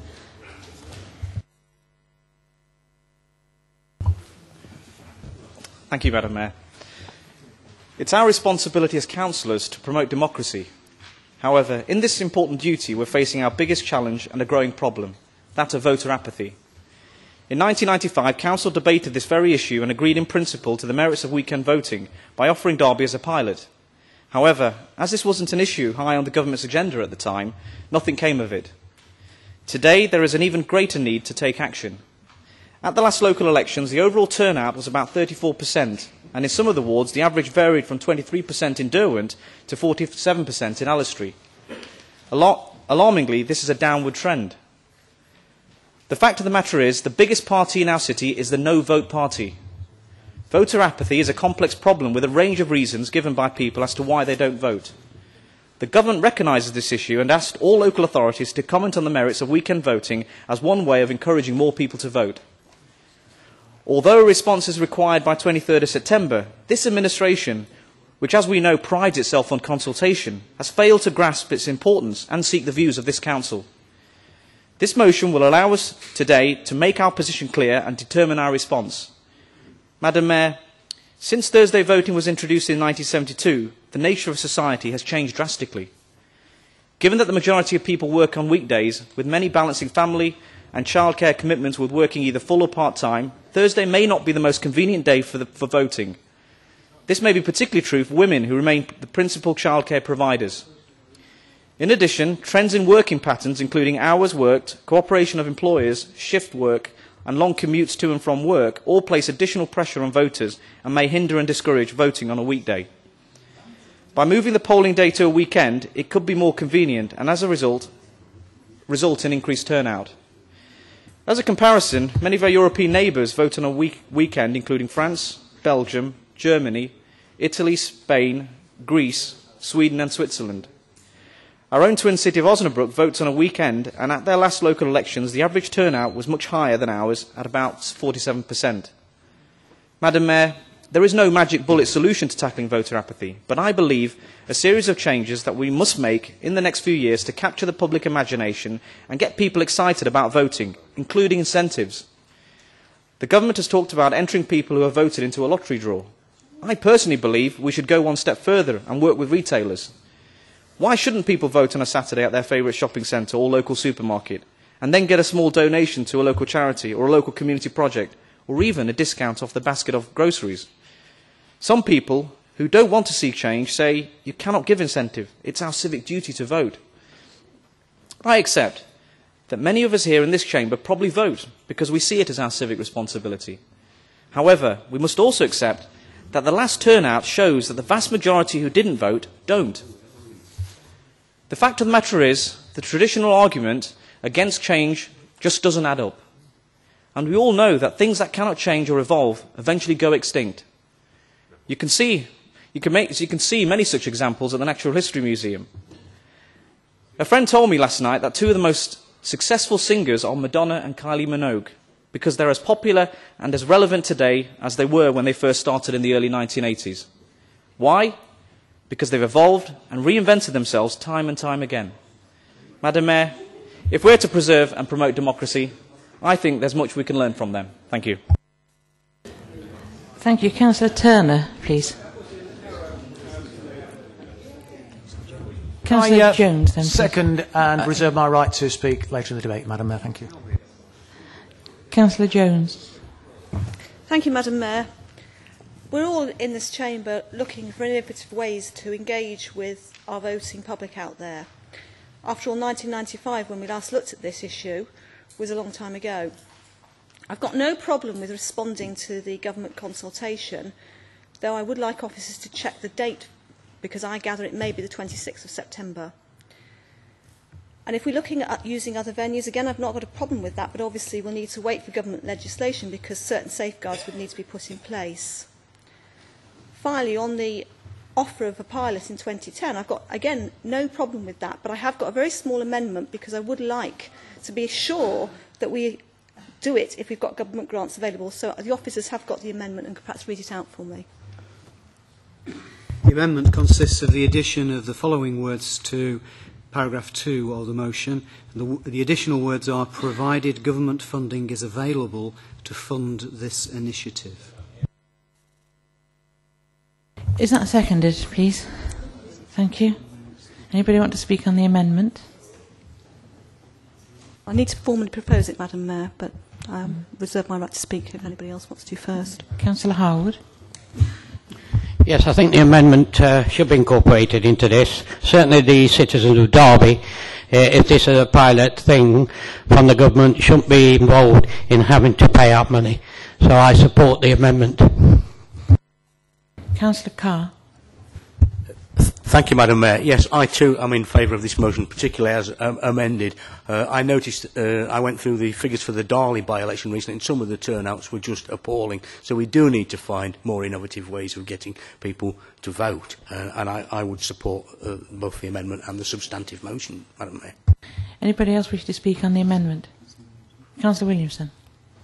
Well, I regret what the Liberal Democrats are saying, Madam Mayor, because it's kind of, you know, they don't want to say they're against it, but they're putting in barriers to prevent it from happening.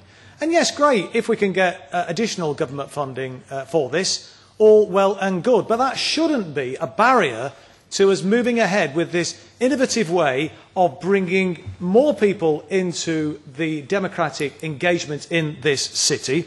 And I also would say, Madam Mayor, that I think what the Liberal Democrat amendment is saying is something of a smokescreen, because my understanding is actually by having the voting on a weekend would actually be more cost effective. So the council could in fact possibly save money by doing it that way rather than actually be expending more. But, you know, what I'm worried about is if the Liberal Democrats pass this, they will be able to say in public, oh yes, we're all in favour of extending the franchise, increasing the democratic engagement in the city, whilst in reality not really wanting it to happen and hoping, beyond hope perhaps, that the additional monies from central government don't come forward. And then they can say, well, we'd have loved to have done it, but we can't do it because we haven't had this extra money. As I've already said though, Madam Mayor, I think it's unlikely that they'll need it.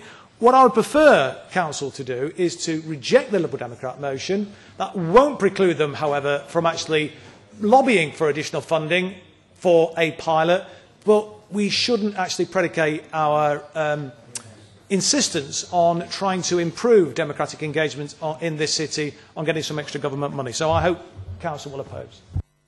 Anybody else wish to speak on the amendment? Councillor Kerr. I'm sorry that Councillor Williamson has so quickly forgotten the responsibilities of leadership, particularly leadership of the Council, in terms of ensuring that we have a budget that works. We've had a number of occasions in this meeting tonight where it's made decisions by the Council and statements by the Council have made it more difficult to ensure that we have a balanced budget, which of course we have to do. And if we take money, if we believe as a Council that it's more important to experiment with voting on a Saturday or Sunday or both, and I'm not sure which this actually indicates. Certainly if it was going to be voting on both of 2 days, it would cost more than on a single day. Then, for example, Chadderton Library or running effective litter picking or whatever, then that's fine. But I actually believe that to do the extras, we ought to be, if this was a pilot that the government is wanting us to do, then it is reasonable for the government to pay towards the cost of that pilot.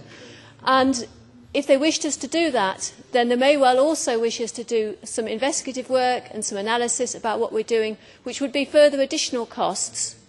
And I believe that we should stick out for saying that, yes, we are happy to do it, and I'm happy to endorse that, but we ought to also look at the budget situation. Anybody else wish to speak on the amendment? No? Right, all those in favour of the amendment?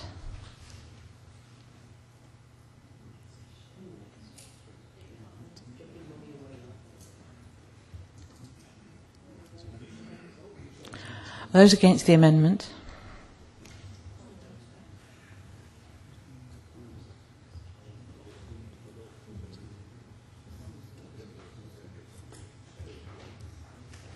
The amendment is carried to 1814, Madam Mayor. Thank you. Anybody, right? Anybody, sorry, I'm getting rather tired. Anybody else wish to speak on the motion as amended? Councillor Hickson. Thank you, Madam Mayor. Well, I'll make our position perfectly clear on this, and that is that we oppose this motion. I don't see, and my group don't see, what difference a day makes in terms of people exercising their duty to vote. And the way that we encourage people to vote is by getting people engaged in the political process, by getting them involved in the issues that they're voting on, and getting involved in who runs the council and who doesn't run the council. What might have been more interesting would have been a debate on whether or not we should move to all-out 4-yearly elections, where the public then very clearly have got a say and will have an influence about what happens at an election. The problem, I think, is, and I've always been a supporter of the election by thirds, but I think the problem that we've got is that on the current system that we've got, where we elect the council by thirds each year, people don't really see the difference that they want to achieve by going to vote. Nothing to do with the day. It's to do with getting the outcomes that they want in terms of being able to drastically change the way the council runs or the way that the council is managed. And although the paragraph acknowledges that patterns of people's lifestyles have changed considerably, they have. But we've moved to a 7-day society now rather than a 5-day one. And you've got to be aware of religious observances on Fridays and Saturdays and Sundays. That's why those days were never used for voting in the first place. And to go ahead and propose a pilot for 2010, which is probably the year that we're likely to have a general election, means that the general election is not going to change. We'd have a general election on Thursday and then we'd have local elections on Saturday, which would disengage the public even further from going out to vote. What this motion does, I think, suggest is a smack of desperation, certainly as far as the Labour group is concerned, because they've seen their votes diminishing and vanishing, polling the lowest number of total overall votes in the city this May, and the likelihood that that's going to continue in the years to come. And no amount of tinkering with the voting system is going to change that. So I don't want to see any further tinkering with the voting system. I'm certainly very concerned about local incentives, whatever that means. Does that mean you turn up to vote and you get a free Mac or a Big Mac or you get a free Mars bar because you've exercised your vote, something that you're supposed to do anyway? The key to all of this is getting people exercised and engaged in the political process. And we've seen what happens when governments legislate to try and tinker with the voting process. And we saw all the horrors that fell out of the postal voting as that was extended so that anybody could have it, and the widespread fraud and abuse that came out of that. I don't want our staff to be working on Saturdays. I don't think the day makes any difference. What we've got to do is have honest and transparent and a political process that people are engaged in. And when we do that, and when we give them something to vote for, they'll come out and vote. Anybody else wish to speak before Councillor Kerr? Thank you, Madam Mayor. I'm very sympathetic to the sentiments that Councillor Hickson has just mentioned in terms of voter apathy and voter engagement. And I think that he's right, that making changes to the voting system is not going to to make changes to the day of voting or even the place of voting is not going to make a radical difference to the number of people who come out. But many other countries do vote at the weekends, and we are out of line with, as was mentioned, quite a lot of places in Europe and elsewhere. And I therefore I'm not against flexibility and trialling other things. However, I think that it's clear to people who are interested in politics, and clearly that includes all of us, and who have a belief in democracy, and that includes all of us, that we do need to do something to re-engage the public. Traditionally, there have been 3 things that people have been told you don't talk about: sex, religion and politics. And I think this is one of the problems we've got. Sex Education is there, deeply embedded in schools. Religion is part of our understanding of community cohesion. But we're not nationally talking about politics and the way political parties have a role in democracy. And I think that's a pity, and I think this is something that really needs addressing from a national perspective and not something that we can actually solve here. I believe that those sorts of a higher level of understanding of politics being taught in school would help. And I also think that fundamentally a change in our voting system to give more power to the voters and less power to the political parties would help as well. So I'm very happy to go ahead with trials, as long as we're not paying for them through the nose, to look at other ways we might be able to do it. But I do think we're not going to solve it in this chamber. Councillor Carr. Thank you, Madam Mayor. Yes, like Councillor Hickson, I'm not sure about the lifestyle issues and so on, nor am I sure Councillor Williams' points about the cost. But one thing I do know is if we don't try, we won't know, and therefore I'll be supporting this motion. Thank you, Madam Mayor. Thank you, Councillor Carr. Councillor Williamson. Thank you, Madam Mayor. Councillor Carr said some of what I was going to say actually there in response to Councillor Kerr. I don't know if that was in response to Councillor Kerr, but when she said that it won't make a difference, well, I mean, how does she know? It is worth having a try to see whether or not we can engage more people, because, you know, democracy is in crisis in this country. It's absolutely clear, particularly local democracy, that the turnout is woefully inadequate. We need far more voter engagement, particularly in working class communities, it has to be said. And it's, you know, it's all very well where, you know, in Liberal Democrat wards where the turnout is somewhat higher, and indeed Tory wards as well. But, you know, the fact is, even there, it's not as high as it ought to be. But in some parts of this city, we have, in some polling districts, turnouts of 10%. I mean, it's just dreadful. And clearly we've got to somehow reach out to people. And, you know, Councillor Hickson said it's about getting people involved. Well, this is about trying to get people involved, Councillor Hickson, in a new and innovative way. And I absolutely agree with the comments that Councillor Banwait made about, you know, looking at potential incentives to get people to engage in the democratic process, because we've got to do something about it, because there has been a downward trend for a considerable number of years, and that is extremely worrying. Councillor Hickson did, however, make an interesting observation with regard to the 4-year cycle. And, you know, traditionally in this city we've elected in thirds, but it does make an interesting point about the fact that, you know, if perhaps people saw that the future of the city for a longer period of time was up for grabs, that might be another way that we would get more engagement in the process. But I don't know if he has the ear of Gordon Brown to suggest that the local election will definitely be on the same day as the general election in 2010. I certainly don't know that, and I'm a member of the Labour Party. I don't know when you were last speaking to Gordon Brown, but it's pretty unusual, actually, for the local election and the general election to take place on the same day. In fact, I think the last time that happened was in 1979. I think would certainly suit the Labour Party, because although we lost the general election, we stormed back to power in this city on new ward boundaries that were put forward by the previous Tory administration to maximise the advantage for the Conservative Party at that time.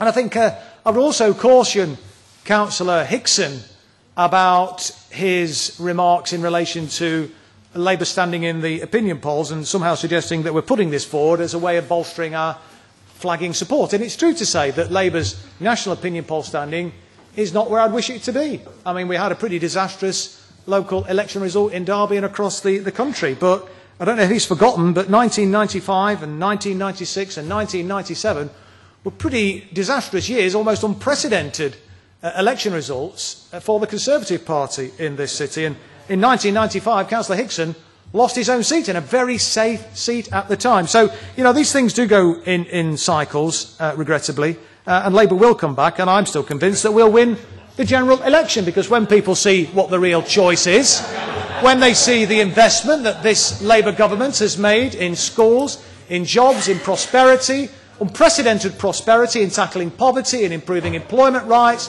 the minimum wage, improving childcare facilities, increasing child benefits, reducing waiting lists in hospitals, appointing more doctors, more nurses, building new hospitals in this city and across the country. In fact, Madam Mayor, I heard on the news today that we've completed more schools in this last year than any time in the last 30 years. Now, who was in government 30 years ago? Let me think now. It was the Labour Party. The Labour Party. What happened when the Tories were in government? We saw cuts in public services. We saw leaking rolls in schools. We saw waiting lists going completely out of control.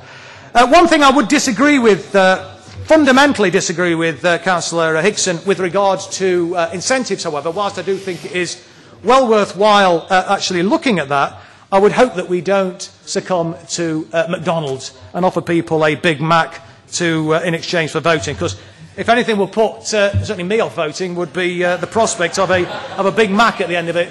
So with that particular point, Madam Mayor, I do hope that we can find it within us to actually support this motion. I will just say in conclusion, Madam Mayor, I totally agree with Councillor Kerr. It's not very often I do agree with Councillor Kerr, but teaching politics in school is vitally important. I hope we do more of that. Okay, anybody else like to speak on this motion as amended before I call on Councillor Van Weyck to wind up? Councillor Van Weyck to wind up. Thank you, Madam Mayor. I mean, clearly, I think Charles Darwin would turn his grave, because clearly Councillor Hickson prefers extinction than evolution. I mean, we made the point earlier on that there is no magic bullet to tackling voter apathy, but a series of changes that we have to try. And that's the key point. We're talking about a pilot. And the Liberals, are absolutely right here. What's wrong with giving it a go?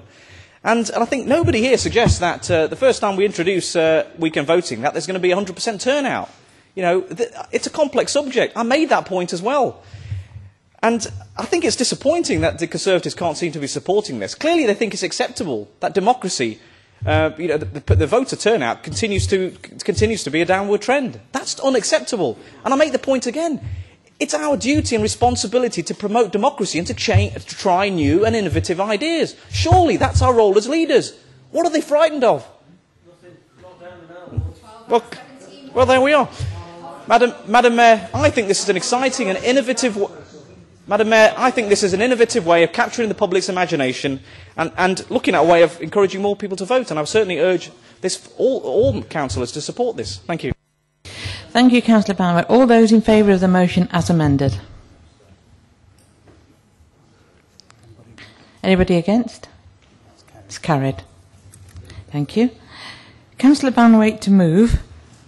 Councillor Williamson to second. Councillor Banwaite. Thank you, Madam Mayor. This shouldn't be long.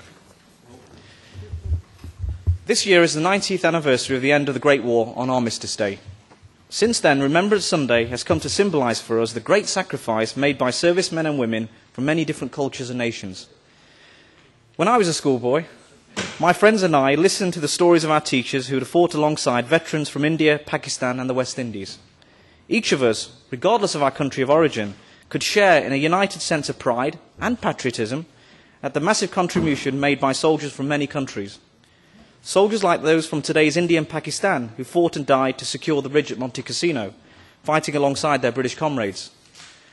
West Indian servicemen and women who fought against the U-boat menace to keep the sea lanes open for our Atlantic convoys bringing in vital supplies. And Derby's Gurkha veterans, recently retired from the British Army, having served all over the world from the Falklands to Sierra Leone.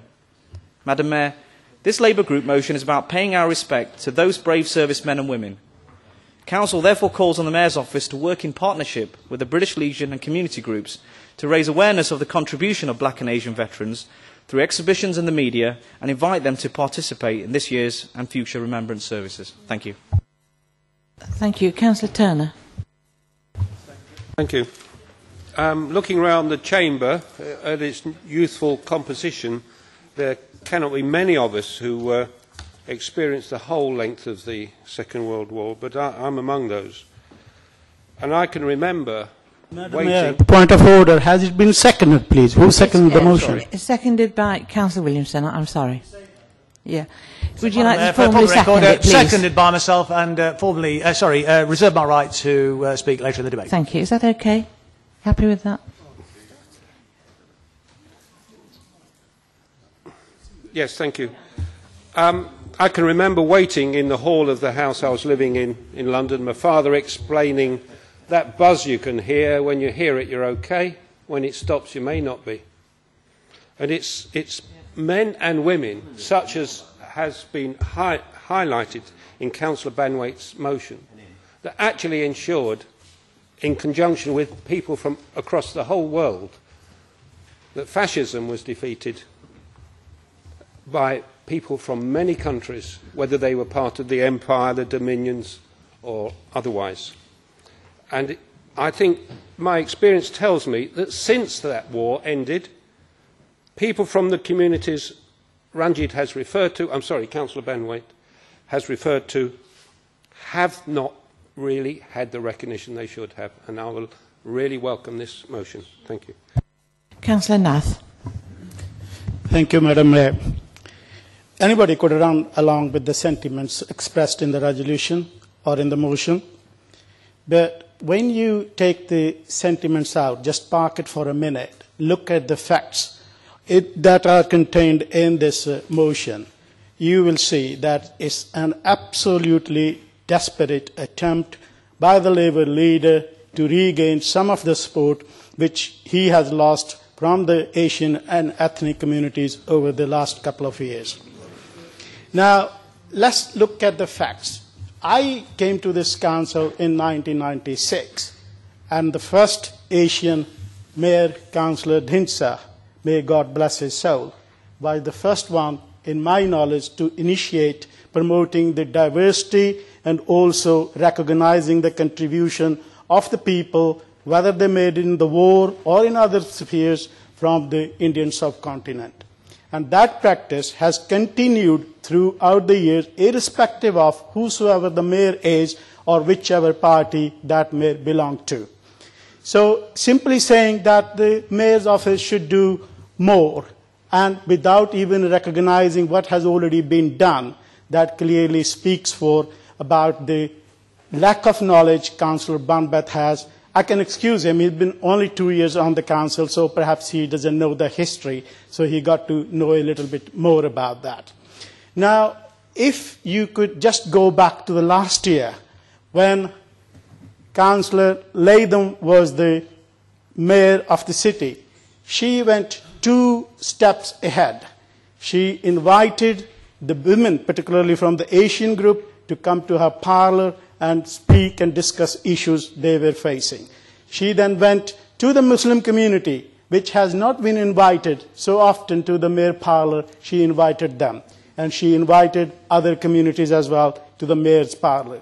So simply saying that mayor's office is not doing enough or they need to do more, I think you need to look at it again. And of course, Madam Mayor, you are in office now, and I'm sure you are pretty well aware, you have already done quite a bit about promoting that diversity celebration, particularly in the Asian community. Now, just to come back to the veterans, the most senior, most veteran from the Burma Front lives in the middle of Normanton Ward, and he has been living there for the last 50 years. Councillor Williamson has been representing that ward, I don't know for how many years. Did he know about that veteran? He was only introduced to that veteran back in 2006, and that was through me. And we're talking about, now we're talking about the media. We're talking about the media. Derby Evening Telegraph did a full-page coverage of that particular person a couple of years ago, and Councillor Williamson is quite aware of that. Now, if you need that photograph for your record, Councillor Banbeth, you can frame it and put it in your mantelpiece. This is going back to 9th of November 2003. Can you recognize those 2 war veterans? And one of them here, either one will still show you scars of bullet on his chest from that war. And this person in 2003 came and joined the Remembrance Parade. They were arm in arm with their colleagues from the white community. And here is a picture which shows, and at that time Councillor Berry was the mayor of the city, and he honoured these people, particularly in the mayor's parlour. Now, if you are saying that this is not happening there, then I'm afraid people are misleading. I'm not saying you don't have to do anything more, but it needs to be recognized that this is already happening. Now, if I could just make final point. From 1996, I have been attending regularly the Remembrance Day parade. I only missed one parade when I was ill and I was in hospital because of operation. I would ask Councillor Williamson to check out with his own group how many councillors from ethnic and Asian minority background do attend Remembrance Day parades themselves. And if we say we are the leaders, we are the champions, then we got to lead by example. Bring those veterans to the Remembrance Day in your cars, give them the lift, bring them out, and come out yourself so that we can celebrate that Remembrance Day together. Not just simply preach for people to be bringing them. Do yourself. Lead by example. That is what you need to do, Councillor Banbeth. That's what you need to do, Councillor Williamson. Recognize those people in the community. Go to them and see what you do to promote, and just to say that how well they have done or how well they have served the communities, not only back in India, here in the war, and that will be a real contribution to the recognition of those people rather than these phony words. Actions, not words. Actions, not words, Councillor Williamson and Councillor Banbeth. Thank you, Madam Mayor. Councillor Harwood. Councillor Nath may well be right in his deliberations. It may be a little political, but for all that, I can't see any reason whatsoever that this proposal is not carried, and I, for one, will be supporting it. Councillor Allen. Thank you, Madam Mayor. Some years ago, to my shame, I visited a Belgian town called Ypres, and in that town there is a structure similar to Marble Arch in London called the Menin Gate. On it are inscribed the names of those people who gave their lives in the First World War, but whose bodies were never found. To my shame, I had no knowledge of the Indian regiments that are inscribed on that monument. And from that day on, I've always found it a very sad disappointment that Asian servicemen, and they were all Indian then, the subcontinent hadn't been partitioned into Pakistan and India, so forgive me for calling them all Indian. All those Indian people have not been fully recognised for their contribution to this country and their death in the First World War. So I would support this motion. I don't want to get involved in who did what or who did not do what, but it is a sad disappointment that the Asian community are not fully represented. And the motion does say that we should make it more known that they made that contribution. And that's the important thing. There must be countless people in this city that do not know that large numbers of Asian people died in the trenches of the First World War and have served this country since. So I support the motion. Thank you, Madam Mayor. Councillor Nater. Thank you, Madam Mayor. I'm very disappointed with Councillor Banthwaite. I do think I will support the motion, but I think it is a bit of a cheap shot way of doing these things. I'm not sure that he knows the front end or the back end of an SLR or an SA-80. So, I mean, I want to support this motion, and I think there is a lot of veterans out there that, given the support... That Can I correction there? Can I just... Is it a point of order or what? Point of order, Madam Mayor. Are you sure? Okay. Can I just make an explanation, just clarify something? I was actually in the Territorial Army with the Sherwood Foresters, so I have fired a self-loading rifle. Carry on, Councillor Nater. Yeah, well, very good. Right, anyway, I would just like to support the motion, Madam Mayor. Thank you. Councillor Nater. You finished? Right, thank you. Councillor Hussain.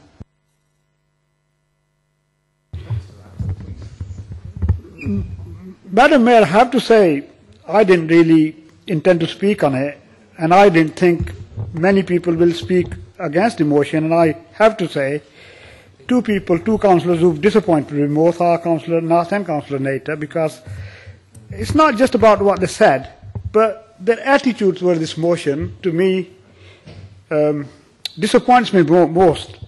First of all, let me tell you, I grew up in a village which is in remote part of Kashmir, and when I was growing up, I was told 9 members from that village went to fight in the Second World War and never returned. And we to this day don't know where they died, how they died, and where they're buried, because they were lost in the system.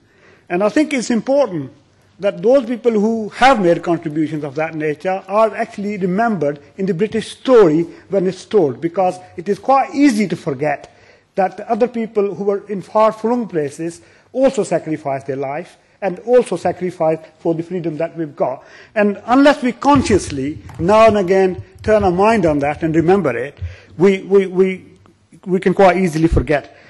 To be honest with you, I'm really surprised that I can't really claim that I understood everything Councillor Nath was trying to insinuate or say, because it didn't really make any sense to me about saying, have you seen this veteran, have you met that veteran? We are not claiming anything. All we are saying is we could do more. And when I say we, I mean all of us collectively, including the Mayor's office, including the Council, and even Councillor Nath. And I don't really see, when we collectively use the word we, why he feels that it's inappropriate. I just can't really understand it. And I think, Councillor Nath, my advice would be, if you can't really make a positive contribution on a subject which is quite close to people's heart, then I think it's sometimes best to shut up and stay shut up. Councillor Williamson. Councillor Mayor, I do beg your pardon. I'm so sorry. Madam Mayor, I'm losing it now as well, yes. And it's really because I must say I'm shocked, frankly, at the contribution of a couple of members this evening.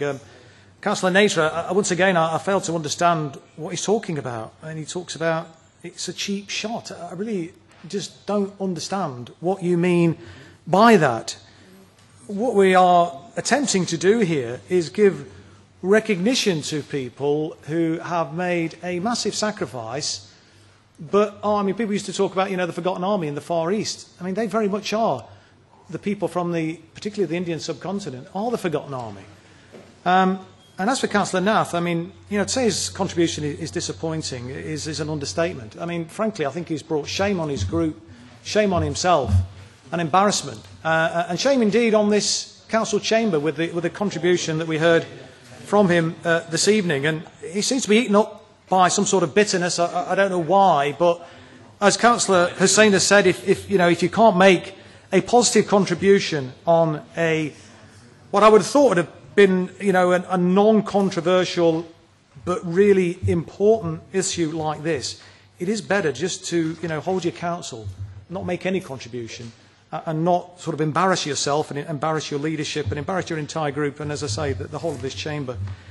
Madam Mayor, this is a motion that seeks to try and recognise that massive contribution that was made by so many tens of thousands of people from far-flung countries in support of freedom, many of whom made the ultimate sacrifice. And, it's just not being recognised, understood. And, if you spoke, I think, to a lot of, young people growing up, and Councillor Allen, I thought, made a really telling and important point when he went to Ypres and said that, to his shame, he didn't know about the contribution that had been made by Indian regiments to the First World War conflict.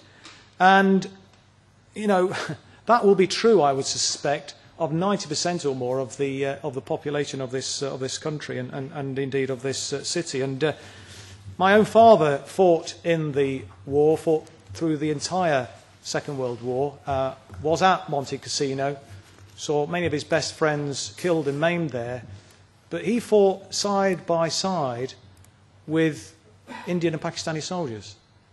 They made, a huge contribution to that, what was a bloodbath, that battle that was reminiscent, really, of the sort of conflict that we saw in the First World War, where people were mown down and it was appalling bloodshed. And in a way, to not recognise that contribution that soldiers from the Indian subcontinent and other far-flung places made, really, I think, is a stain on our society. And we need to do something to correct that. And Councillor Banwaite bringing this motion and doing the work that he's done behind the scenes to bring this to the fore should be applauded, not attacked by Councillor Nath and try and make some sort of obscure, cheap political point. Because this isn't about scoring party political points. This is about, or should have been about, the whole of this council uniting to ensure that everybody from all nations, all communities, all creeds and faiths are recognised for the contribution that they made to defeating fascism and Nazism, which threatened the world. And we have to be vigilant, because we've seen the rise of the BNP and their obnoxious philosophy. And, you know, they would like to gloss over the history and the contribution that was made by black and Asian soldiers in the Second World War. And we need to not just remind them, remind ourselves and remind the population at large that that conflict was much bigger than Britain and the United States. And therefore I do hope, notwithstanding Councillor Nath's contribution, that even he will find it within himself to actually support this motion so that we can move forward and recognise the contribution of all those who served so valiantly. Thank you. Councillor Higginbottom, please. Thank you, Madam Mayor. Quite frankly, I'm ashamed to be a part of this meeting tonight. I will read what it says. Council acknowledges the great sacrifice and contribution made by many of Derby's black and Asian veterans in the 2 world wars and since. It's a disgrace that we've discussed anything else other than that. Thank you. Councillor Richards.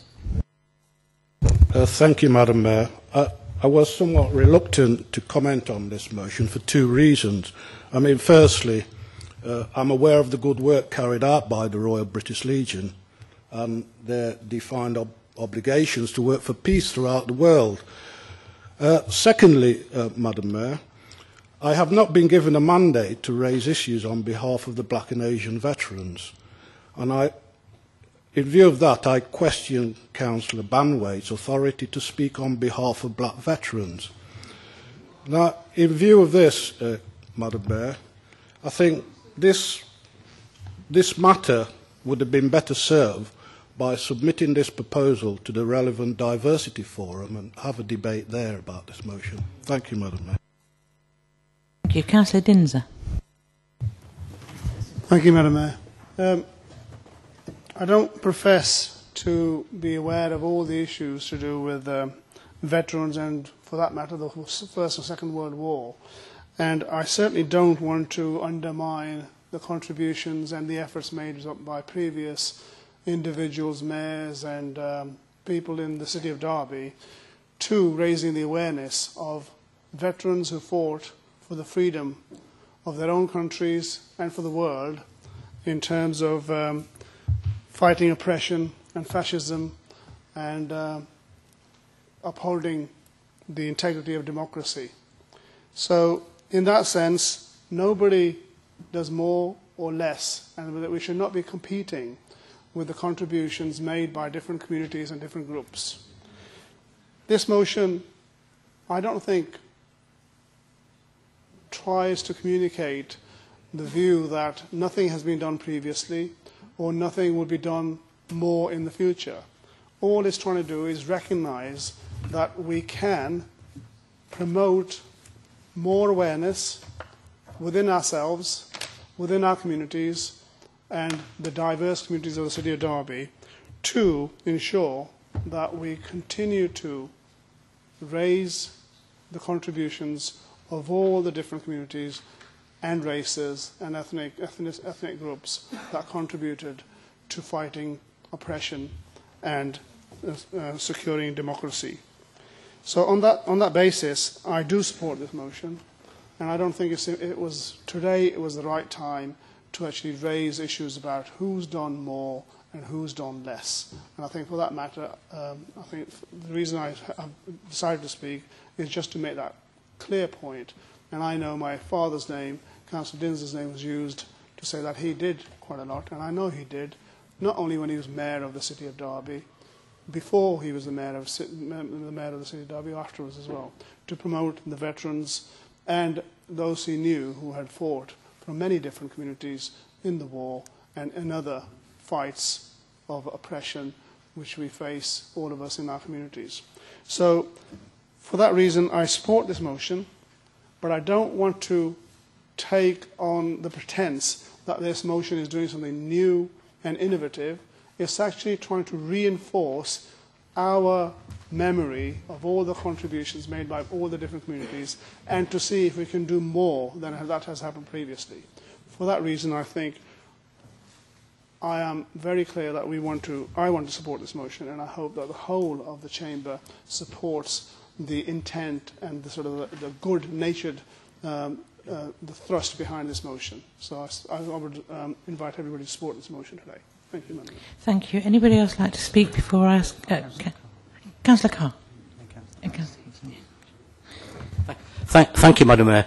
I didn't originally intend to speak, but after Councillor Hussain raised the prospect of people sitting down might be thought of as being negative, and let me make it quite clear. I too, like Councillor Allen, have been to the Menin Gate. I found it difficult to even communicate for quite a while afterwards. It was just unbelievable. So I am fully in favour of this motion, and I think we're making rather heavy weather of a motion that we should all be getting behind, to be honest. I have just recently been reading one of the histories of the Second World War. One of the things that moved me was the terrible treatment applied to black American regiments when they came home to America after the war, and I'd just like to mention that point as well. Thank you, Madam Mayor. Thank you. Councillor Hickson. Thank you, Madam Mayor.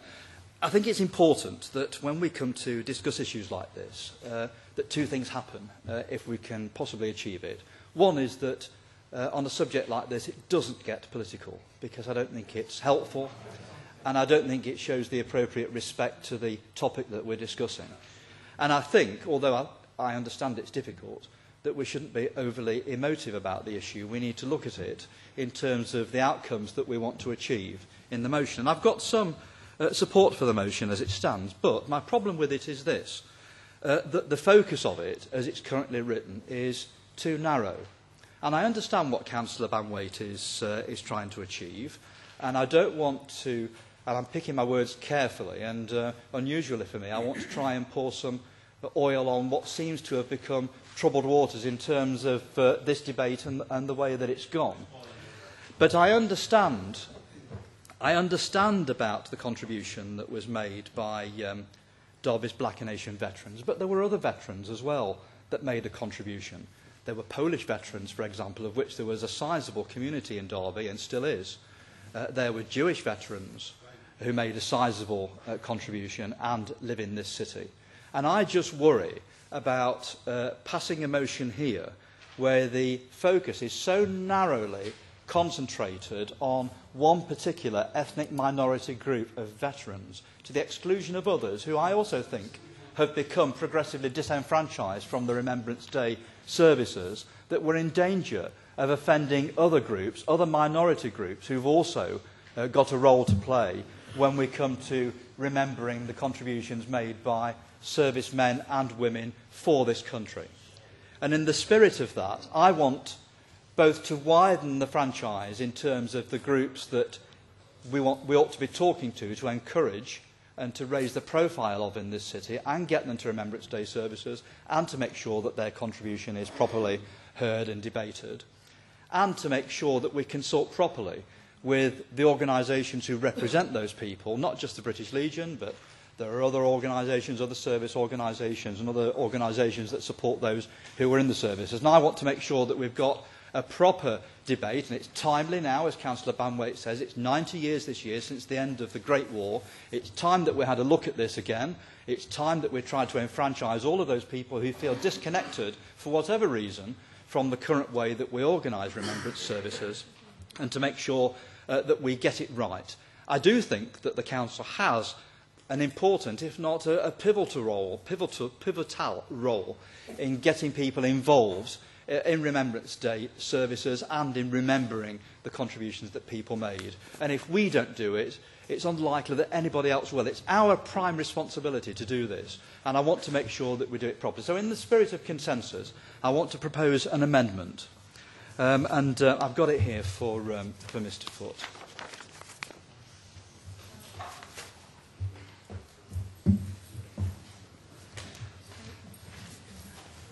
In proposing the amendment, I don't want to take anything away from what Councillor Banwaite and Councillor Williamson have very succinctly proposed, but I just want to make sure that we don't offend or upset other groups who were also on the outside or on the periphery of our Remembrance Day services. So I'll perhaps just leave it there for a moment until we've considered the amendment. The amendment consists of, in the second paragraph, deleting recognises the and inserting has an, the deletion of some and like the Gurkhas in the final line. So that would mean paragraph 2 would read, Council has an important role it can play in raising the awareness of the people of Derby about the sacrifices and contribution made by people from many diverse communities and nations who have settled in Derby. In the third paragraph, we are deleting the entire paragraph and instead inserting Council therefore calls on the Mayor's Office to set up a cross-party working group in partnership with the British Legion and any other interested bodies or individuals to identify needs which are not currently being met and to make appropriate recommendations. Is that seconded, please? It's probably second, right. Carry on then. Madam Mayor, I hope that Council will find that amendment. Suitable. I accept the points in some respects that Councillor Richards made. I don't know whether we've got a mandate from the Black and Asian communities to follow this issue up on their behalf. I don't know what their feelings are. This is the first time when I saw this motion that I realised that there might be an issue. And I'm sensitive to the fact that there might be an issue. And I want us to be able to consult. I don't think this council chamber is the right place to do it. I think the Mayor's officer, and in particular Philip O'Brien, who is very good at doing these things and liaising and having these consultations, would be able, with a cross-party group of all of us, to be able to come forward and have discussions with those groups to see how we can raise the profile of these different groups across the city and to give us recommendations. I don't think we can rehearse it here. I don't think we can nail it here. I want us to do it sensitively and I want us to do it productively so that if this amendment is accepted, a working group can meet, it can call all of these bodies in who currently feel disenfranchised from the process or who we feel might be disenfranchised from the process, and so they can make recommendations that can then be adopted by this whole council. Do you wish to speak, Councillor Jennings? Yes, Madam Mayor, thank you. I'd just like to, I'm probably one of a select band of people that have actually served in the armed forces. And I did 23 years, which is not an insubstantial amount of time. So I have served with many Black, Asian, Gurkha, and many other nationalities during my time in the service. I do know that there are many post-service organisations which do look after select bands of communities. There's the Burma Star Society to look after Burma veterans. There's the Korean Veterans Society to look after the Korean veterans. There's the Royal British Legion, which looks after everybody and anybody. They're very inclusive and they're not an exclusive organisation. I do feel that the motion is a very good motion, and the motion isn't about... It shouldn't be divisive. It should be what can we do as a council to help promote these issues, which I agree with completely. But I do feel that for us to move this issue forward as a council, that we need to consult with these organisations and do it in conjunction with them, because they have the knowledge, they have the contacts, they're already supporting these veterans in the majority. They have the knowledge, we need to tap into them, bring them into the process and go forward with a rounded strategy that we can actually deal with this motion in a productive manner. And I think that is the way forward. We cannot do it on our own. If we want to move this motion forward, we need to involve these other agencies. Thank you, Madam Mayor. Thank you. Councillor Berry. Thank you very much, Madam Mayor. I'll keep this as brief as I can.